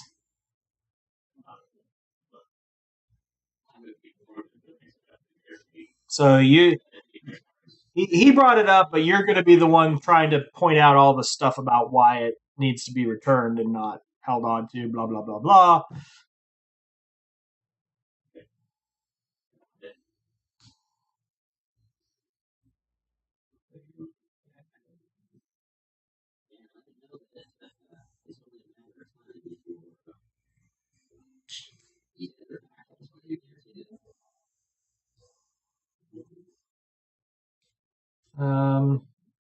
I was going to say you have not. I don't believe if you've used your inspiration since we started. I just forgot to give it to you, didn't I? So if you want to use your inspiration, okay, it's a good use of inspiration.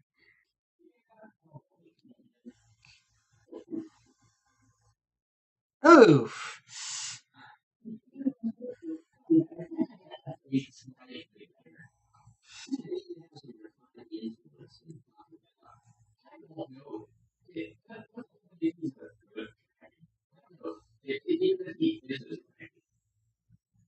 party was told it was a gold dragon. Um,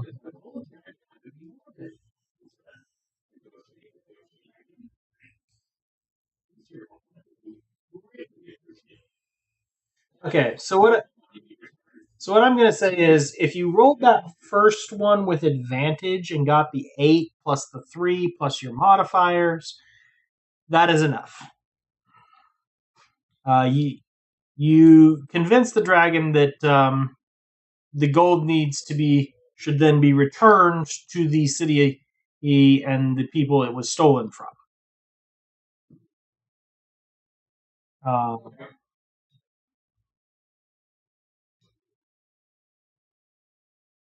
because of that, you guys aren't going to get the humongous pile of gold, the 50,000 or the 500,000 gold.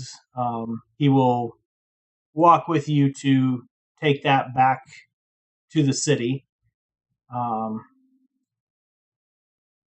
There is, however, a small pile of gemstones worth about 100 gold apiece that he says you could take that as a finder's fee / reward for. He won't say it aloud, but you get the impression, reward for getting me out of here.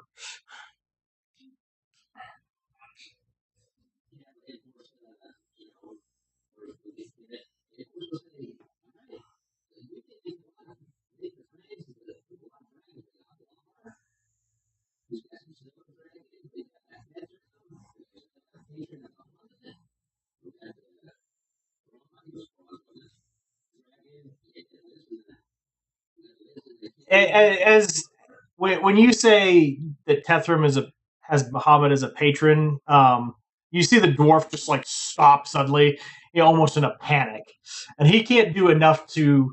I'm sorry. I know I shouldn't have taken the deal. I really got. It just got the best of me. Please don't tell Lord Muhammad, please.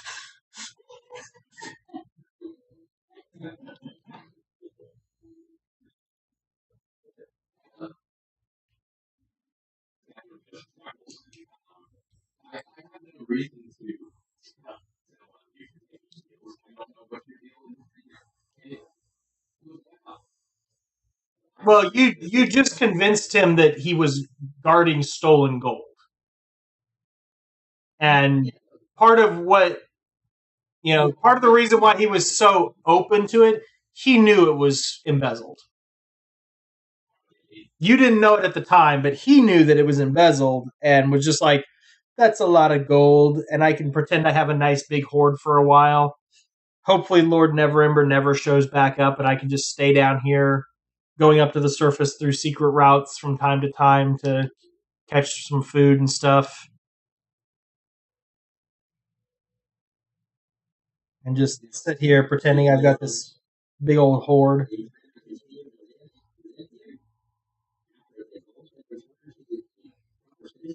Oh no, I'm getting out of this hole.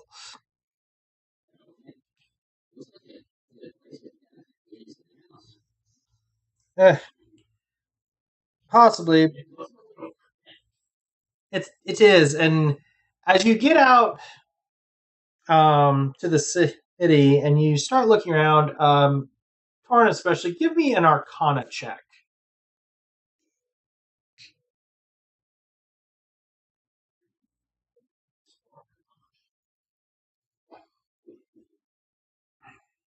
All right. Hey, Torin, you recognize, now that you've had a chance to look at it a little closer, you recognize the staff that he is carrying around. It is known as the Dragon Staff of Agaharion, who is the same guy that made the Dragon Ward around Waterdeep.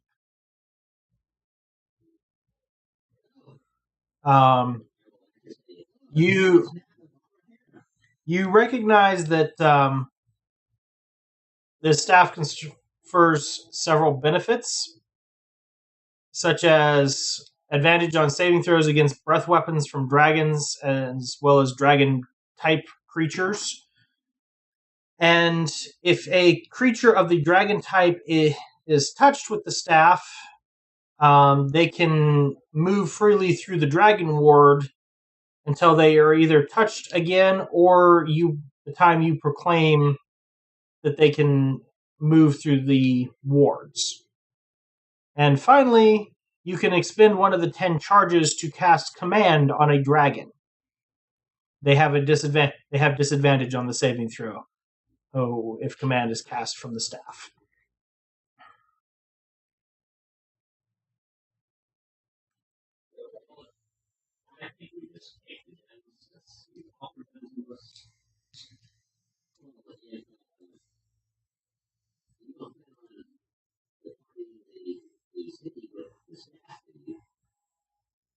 It's mine.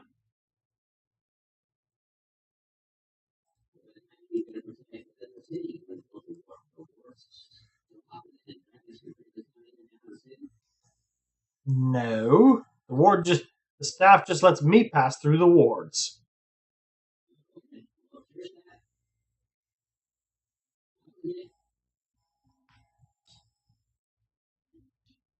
The dragon ward is actually maintained by the black staff. The position of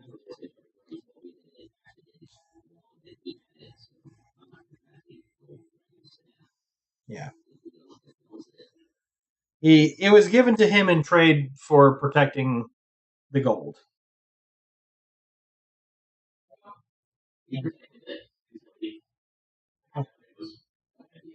Yeah.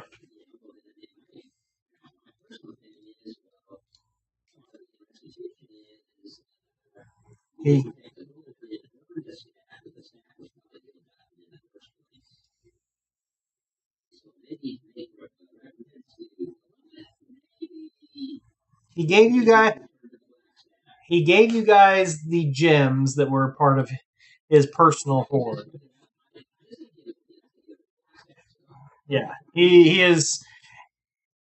Let's put it this way. He may be able to be convinced to work with the black staff, but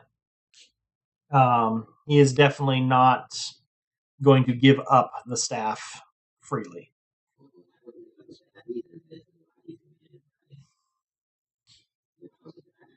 Yes.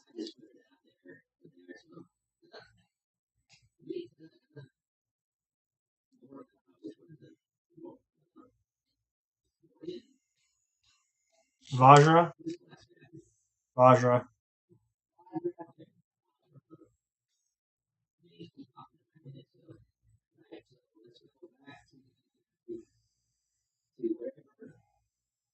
Um,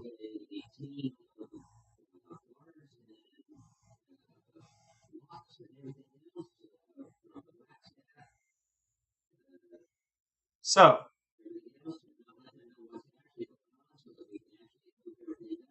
as you guys are preparing to leave and heading out, you are ambushed by a contingent of 6 bugbears, a gazer, and Noska Urgray working for Xanatar.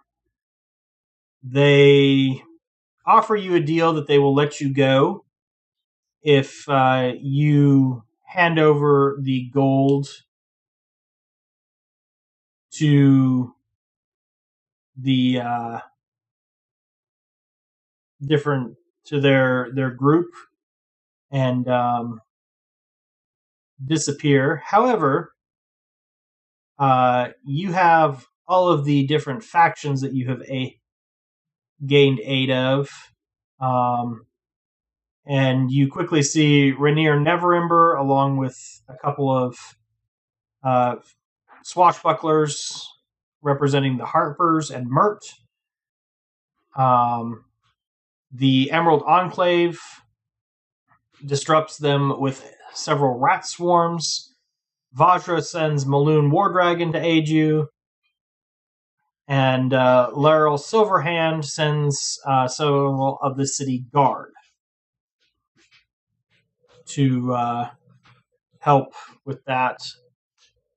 Meaning the the folks from Xanatar turn tail and run rather quickly in the face of overwhelming numbers.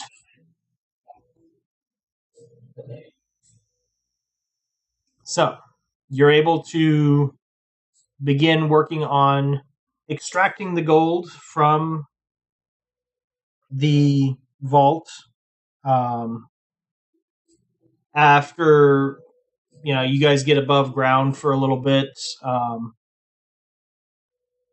Clanghammer will tell you that he's going down to the harbor for a bit, and shortly thereafter you see a gold dragon frolicking in the waves with the bronze dragon that you guys met earlier. As in just enjoying the fact that he's not trapped underground anymore.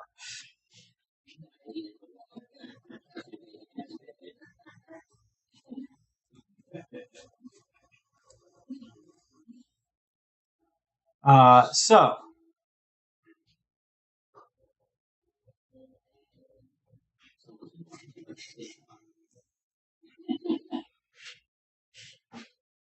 um,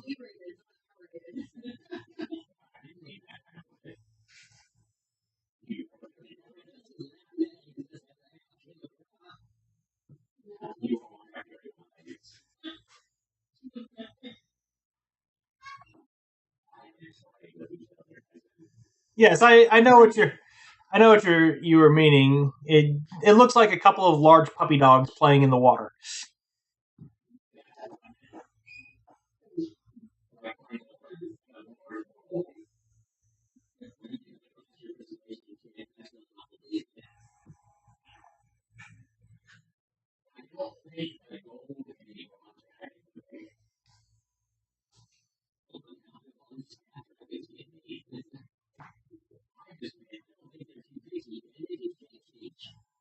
Actually, I don't think there's anything against. I haven't studied it out, but I'm not aware of.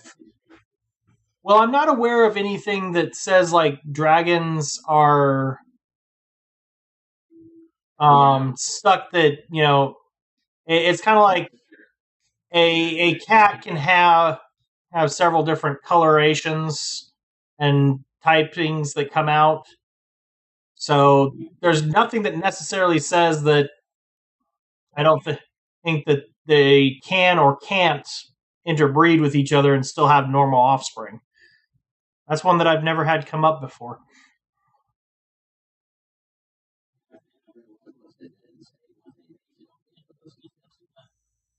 Yeah.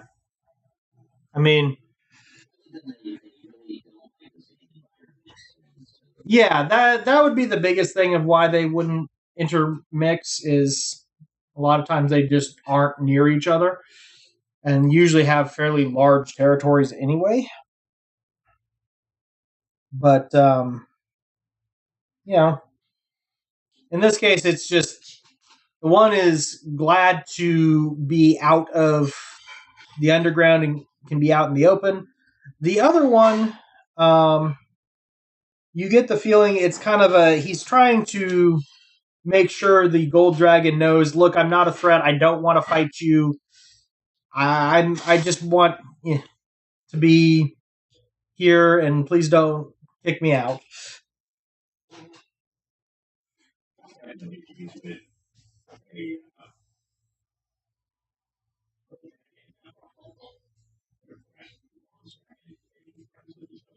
Yeah, I mean, most of them know each other anyway, so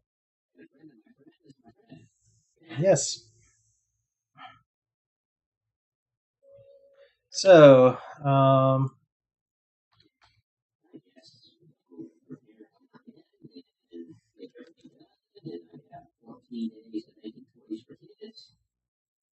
you only got stuck with 1 week, so you made all total. You made about 6,500 gold from the gems that he gave you. Combine that with all the other gems you had laying around in your inventory, and you made about seven. When you sold all that, about 7,400 gold worth of gems. So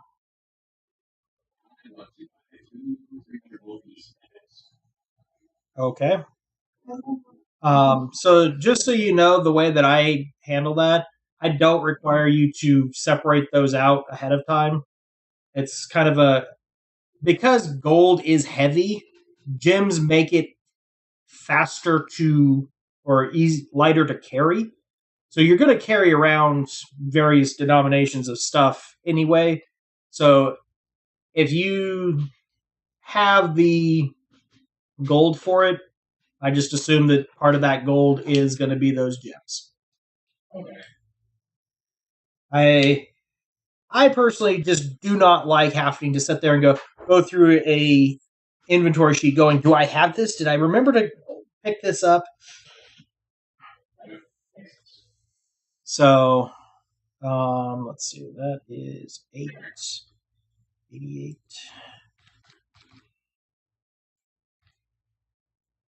So you have 110 platinum, 9,788 gold worth of valuables that you can do whatever you wish with. Probably a smart idea. In most the time in this type of society, it would have been the jewelers. Yeah.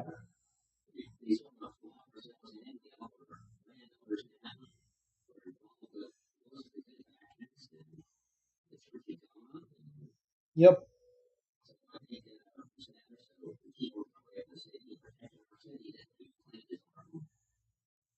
Sounds like a plan. Yes, that is the end of Waterdeep Dragon Heist. So you guys all get to advance to level 6.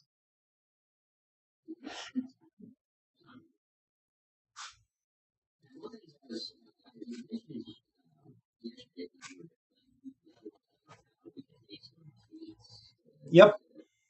So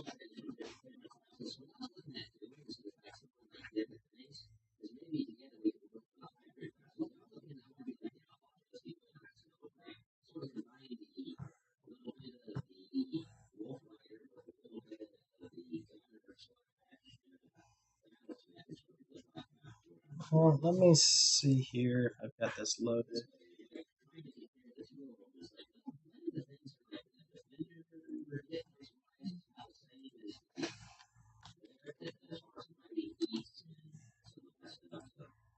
Let me take a look at something here real quick.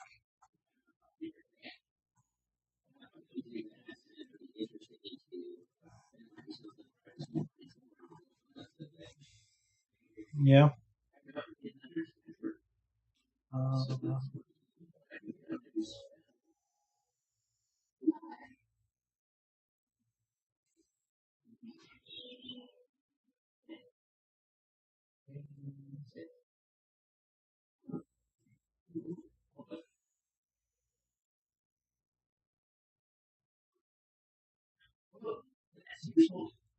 so, Torn, if you wanted to, um, you could start like doing stuff because I do have a gunslinger subclass. It's technically a fighter, but it would fit under an artificer just as easily as far as like some of the abilities that it gets. So if you wanted to pick up some feats from that gunslinger, I'll share that with you. Um, yeah, I was gonna say the firearm proficiency is something that yeah you already have, but gunsmithing you can now build and repair pistols, firearms, rifles, etc.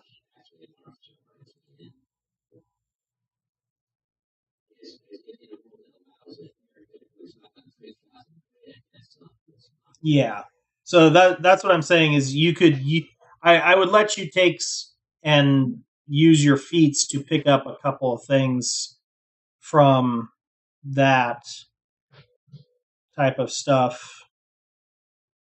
You know, if you wanted to look into some of that, or if some of those were what you were looking for more than a artillerist from the artificer.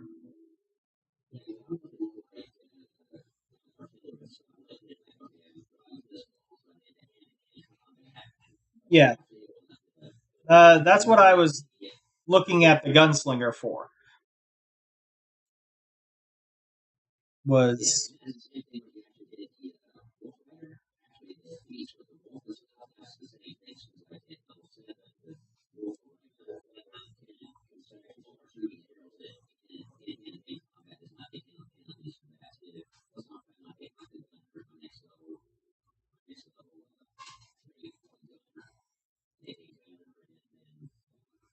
yeah.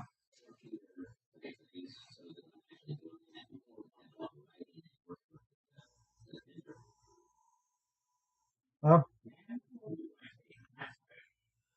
yeah. Let me know at some point. We can sit down and discuss some of that of like how we could. Yeah, if there's something specific that feels like it would easily substitute, we could look at that.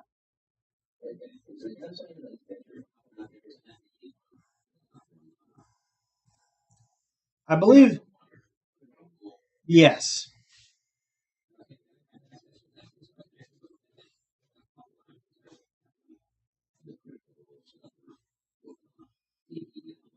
Yeah, but I was just letting you know that I've got that. So if you wanted to use some of those abilities and figure out how that would fit in, we can.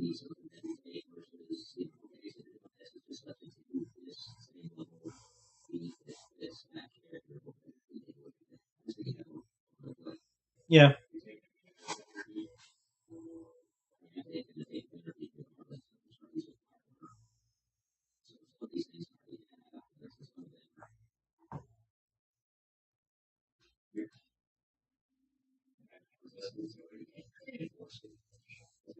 very nice.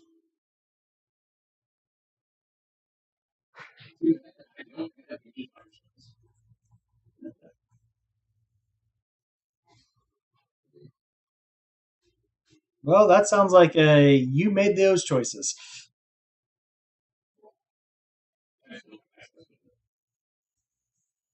Really? Warlocks get some fire spells.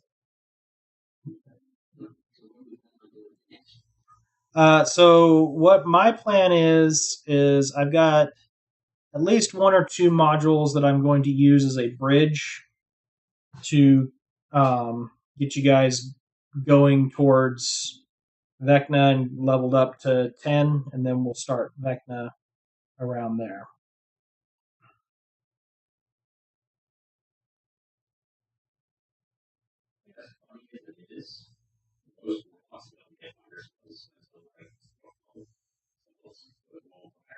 Hmm. I would have thought you would have at least had burning hands. That's weird. There you go.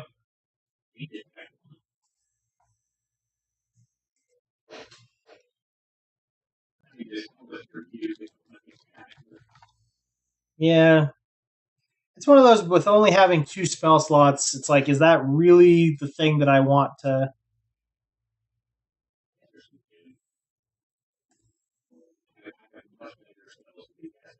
Yeah. Besides which, you armor of Agathis is far more useful.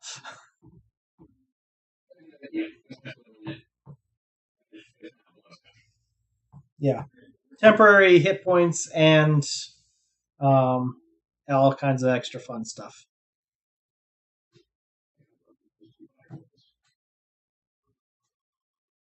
But Yeah, so I've got to look at exactly what order I'm going to do some of these in, and get some stuff set up. Yeah,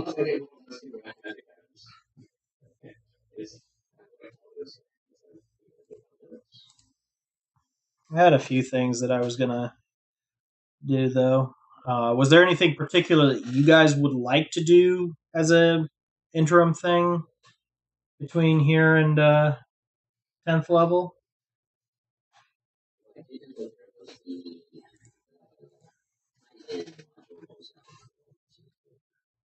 Yeah, that was what, third level? Oh yeah, yeah. The like really early on intro into Vecna.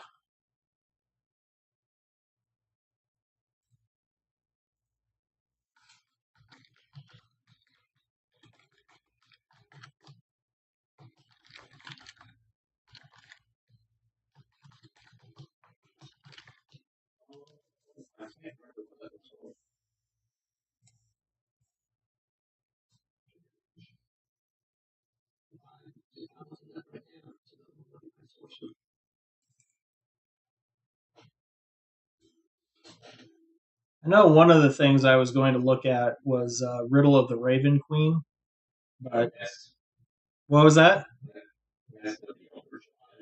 Yeah, that sounds right.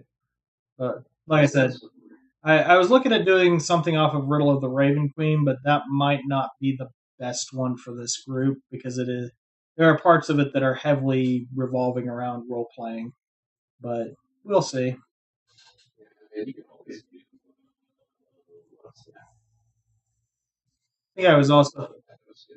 I think I was also thinking of maybe doing something along the lines of um, Tales from the Yawning Portal, the dungeon. Uh, what was it?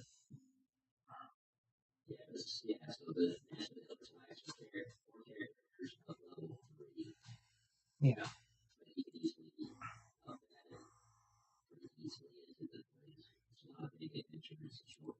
yeah, yeah. Um,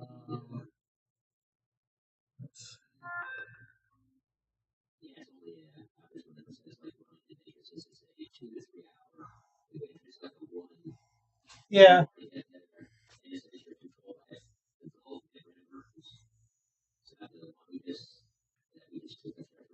Yes. Yes.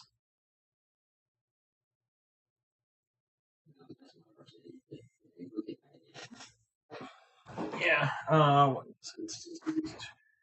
My brain is not remembering.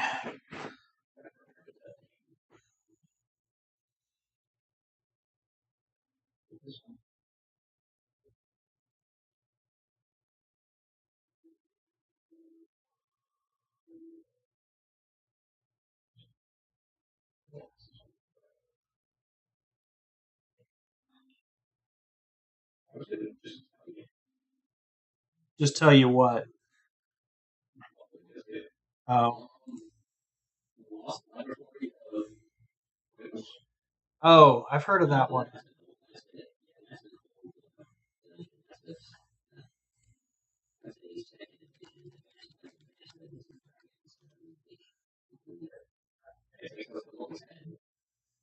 Yeah.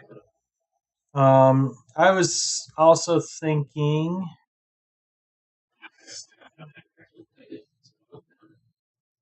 Where is it? Why is Yeah, I was thinking of maybe something like that. And yeah, one of the one out of there, and I don't know why I'm not finding that particular module all of a sudden. Um, the name is escaping me, and it's driving me insane because I can't remember the name of it, and I know I've got it. No, that's a new one. I'm talking. There's a mountain near Waterdeep that like yes, White Plume. Because like um Darren from the Yawning Portal and Laurel Silverhand and a few others send you out there because some of their important items got nicked and they want them back.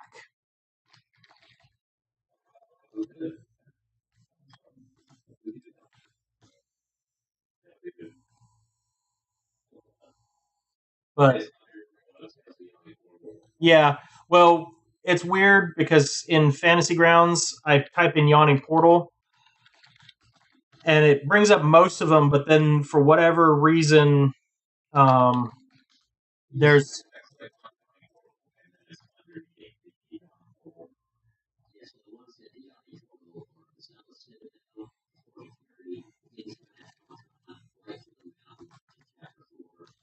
yeah,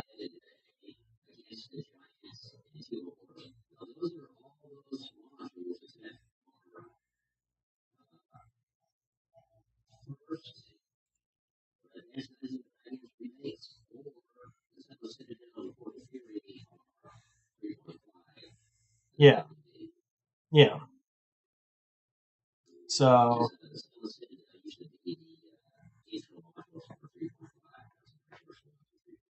yeah. Well, and what I was thinking is White Plume Mountain will because I was thinking White Plume Mountain because it gets you some decent magic items. Um, Considering that right now you guys are really light on magic items overall.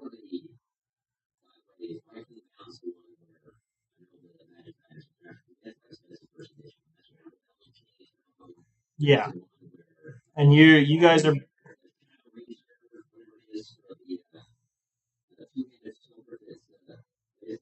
Black Razor.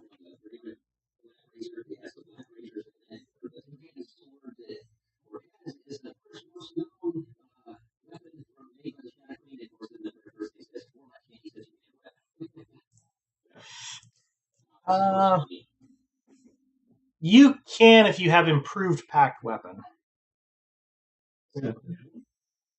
It's one of the old ones from Xanatar's guide.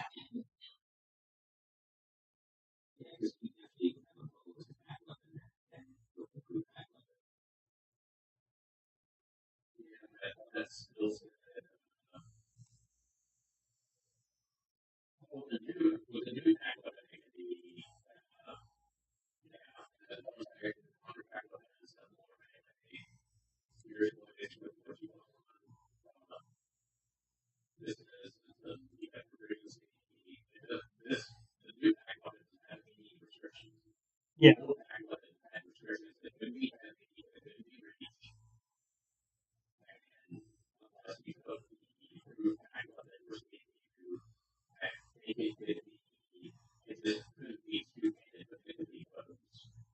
yeah.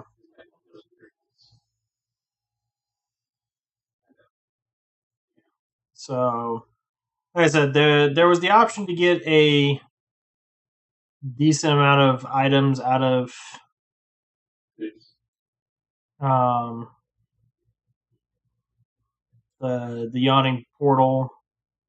Um, there's also if you guys wanted to, you could take a dip down into the Undermountain for a little while and run some of those dungeons. So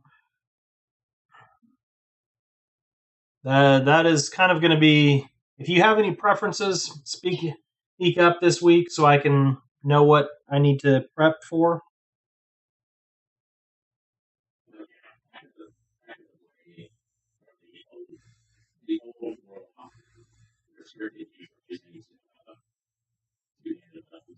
Yeah, really? I thought improved. I was pretty sure improved packed weapon allowed you to get a two hander because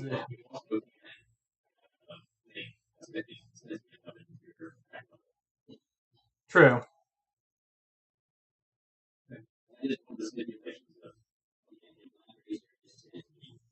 Yep. Well, I wasn't going to let you guys keep those three anyway. wave.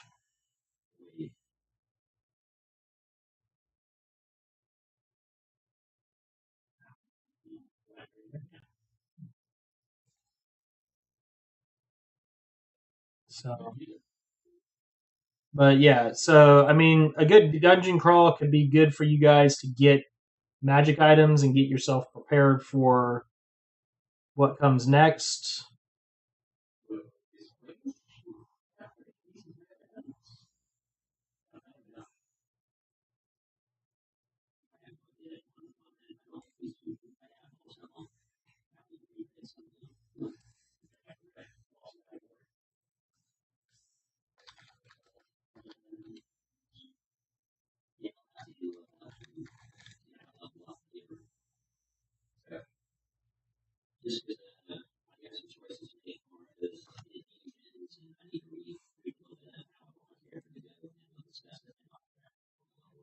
Yeah, that's fine.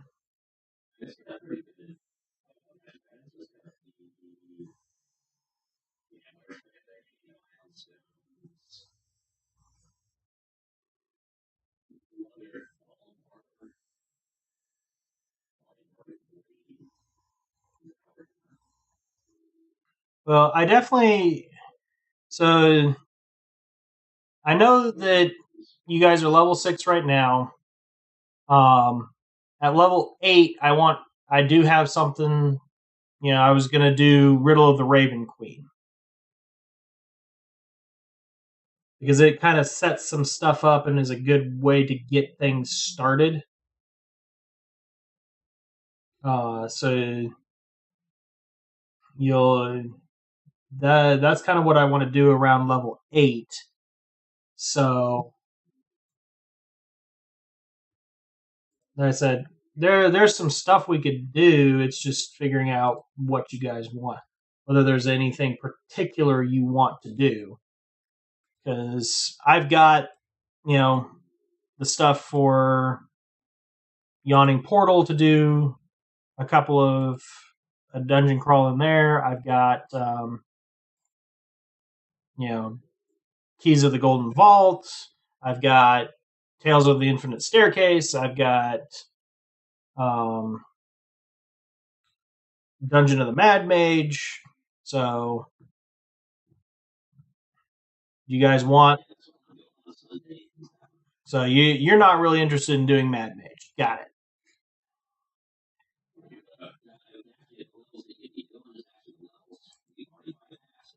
Oh,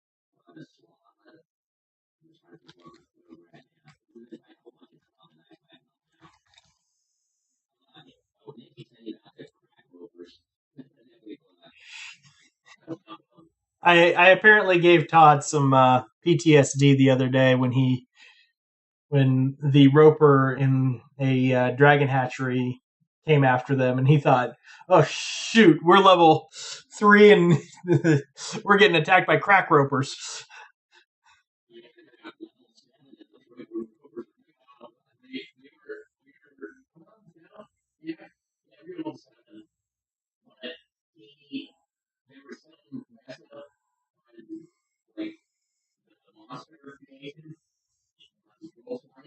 Yeah.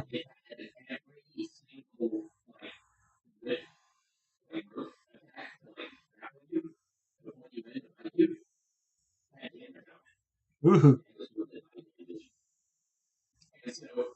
rough.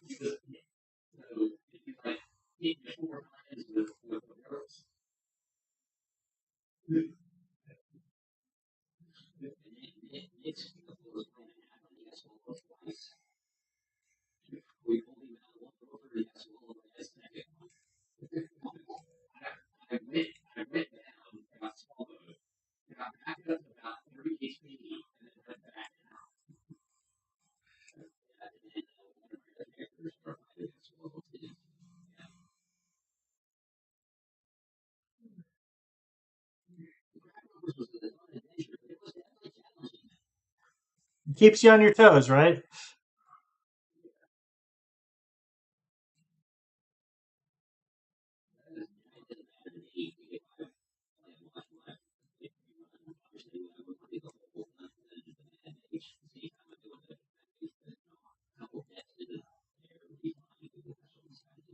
Yeah. I'm just trying to think. One of the dragon ones. Sorry, you're gonna have to give me a little bit more of a clue. My brain is not.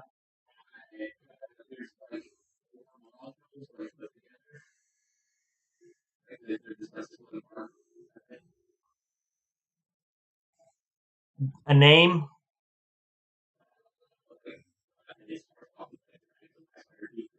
Oh. Okay. Yes, I know what you're talking about now. I thought those were a little lower level, but yeah. Yeah.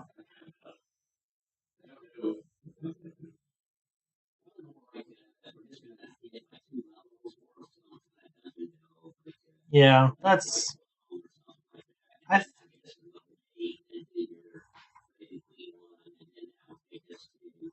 I think White Plume would be good because there's some items to find in there, and then basically at the end, um, in exchange for returning Black Razor, Wave, and Whelm, you guys will each get to pick an item from certain item lists.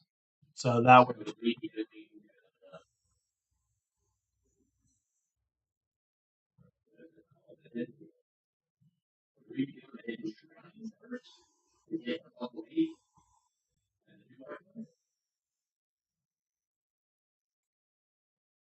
Mm,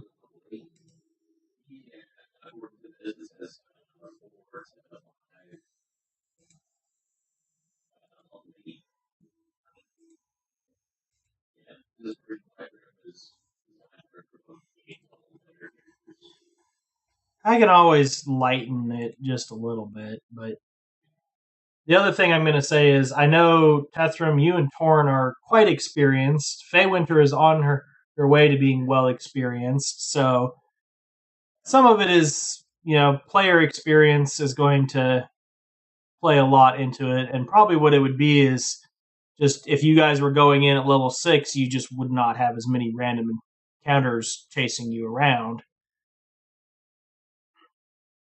to do that. Um,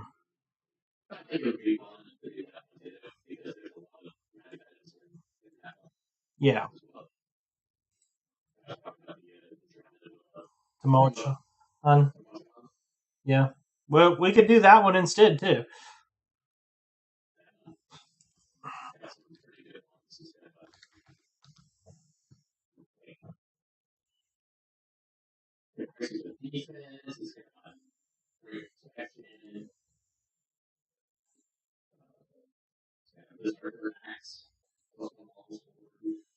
Yeah, it is.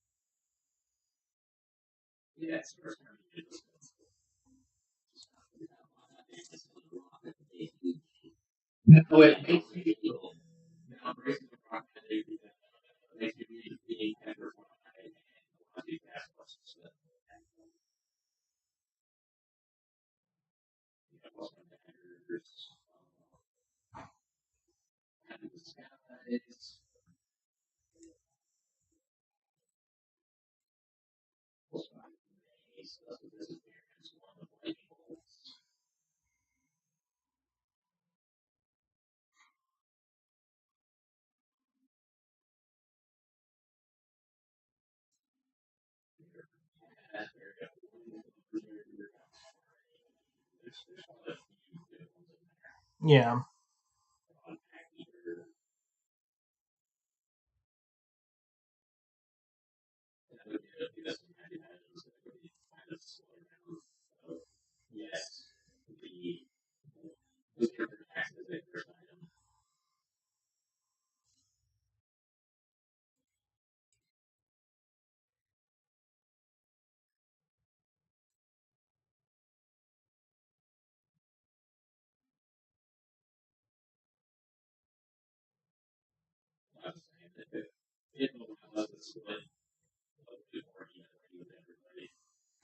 Yeah.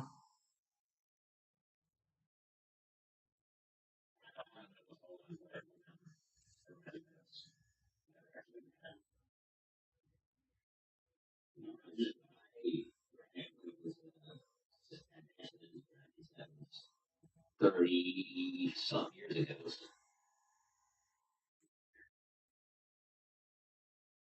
So it's actually like I believe it's a crash spaceship. White plume? Oh no, I'm thinking of White Plume led into the next one. The next one, the other one was the we had the it had a laser blaster and that was so led into bigger beats. Hmm.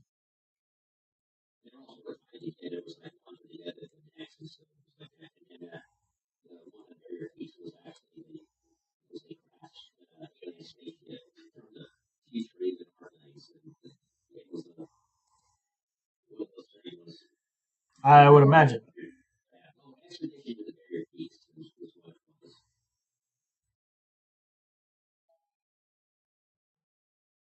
if that's even one of them.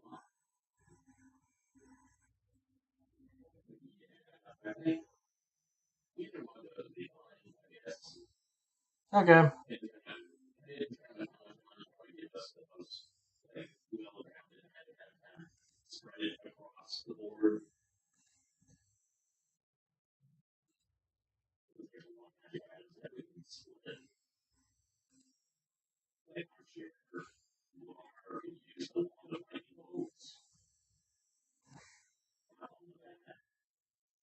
Now, I will say this.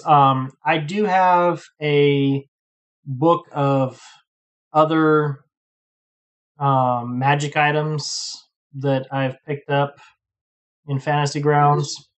So I may swap some items just for the sake of having some variety. Um, yeah, yeah, yeah. Let me see.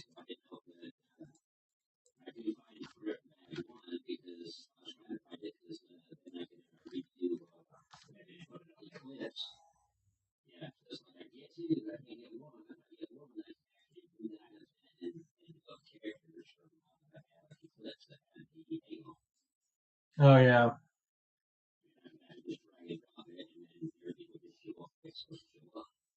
Well, somewhat, yeah. Because I think I modified some of those items to scale with you guys leveling as well.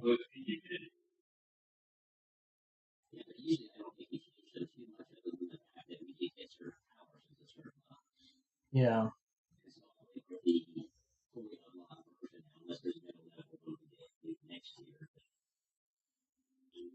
Um,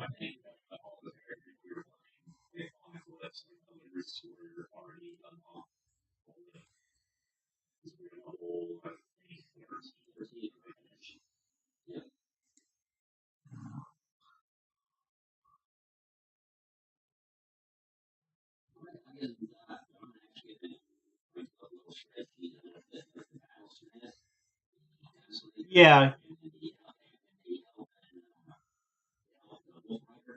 yeah.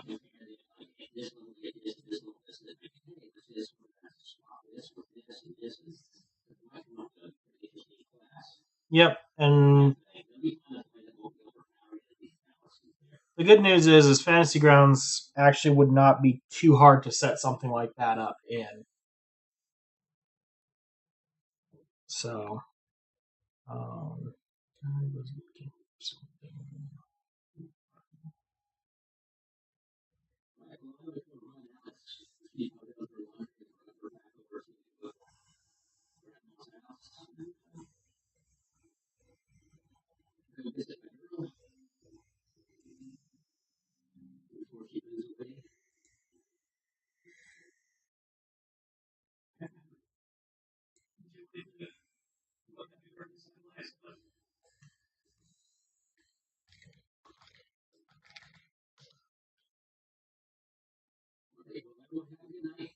Yep. You have a good one.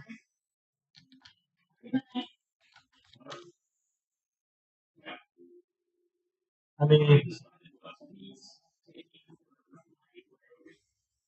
um, yeah, I'm not going to pick them up right now, but Fantasy Grounds has Griffin's Saddlebag 1 through 7. So yes, they have. There's quite a few of them there. Now, oh, nice. So yeah, the the book that I've got has volume 1 through 7 in it, but I think you were saying that book 2 has just come out.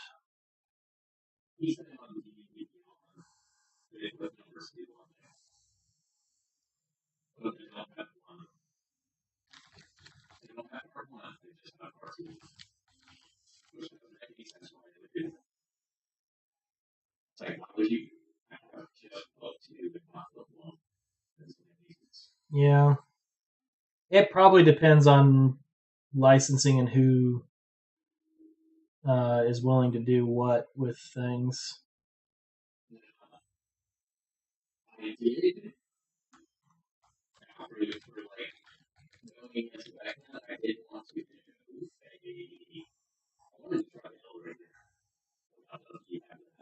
The what? No, I've not heard of that one. So you'll have to. Well, send me a link to it or something, and I can take a look and see.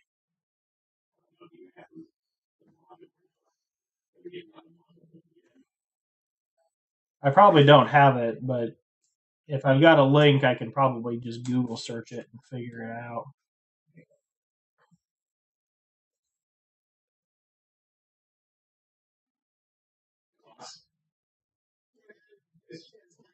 Yep, you guys have a good one. Yep. All right, so what do we got here? The ill reader.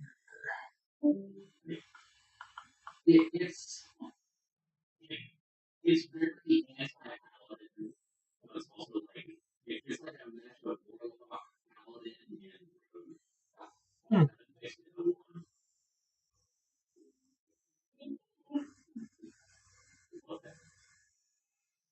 Let's see.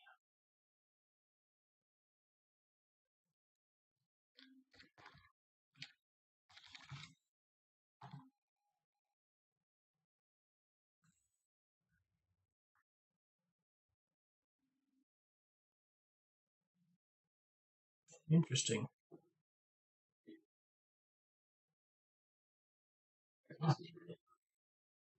I mean, the artwork looks amazing. Yeah.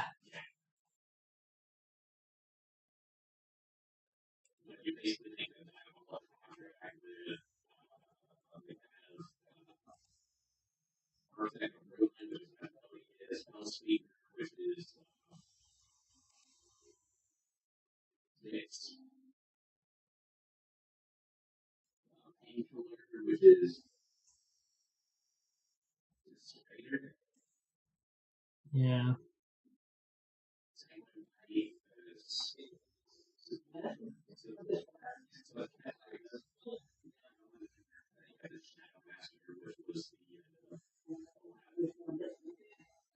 Yeah.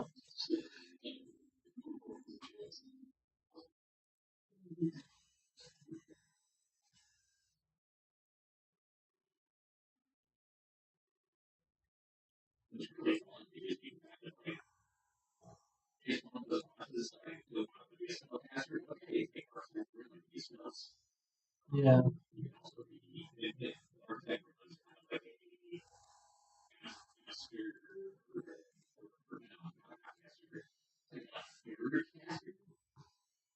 That's weird.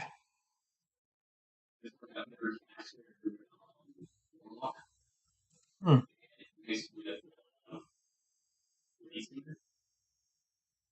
Hmm.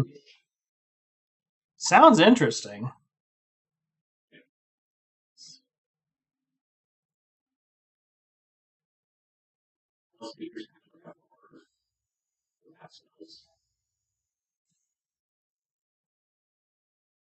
Yeah. I said it sounds like an interesting one. I'll take a look at it and see. They've got it for fantasy rounds for $15. It seems a little pricey for a single class, but it would be an interesting character class, that's for sure.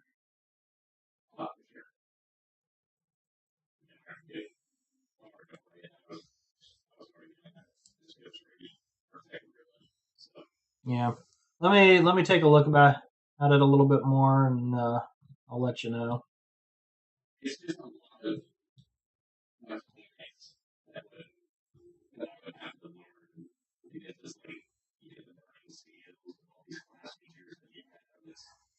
Yeah, yeah,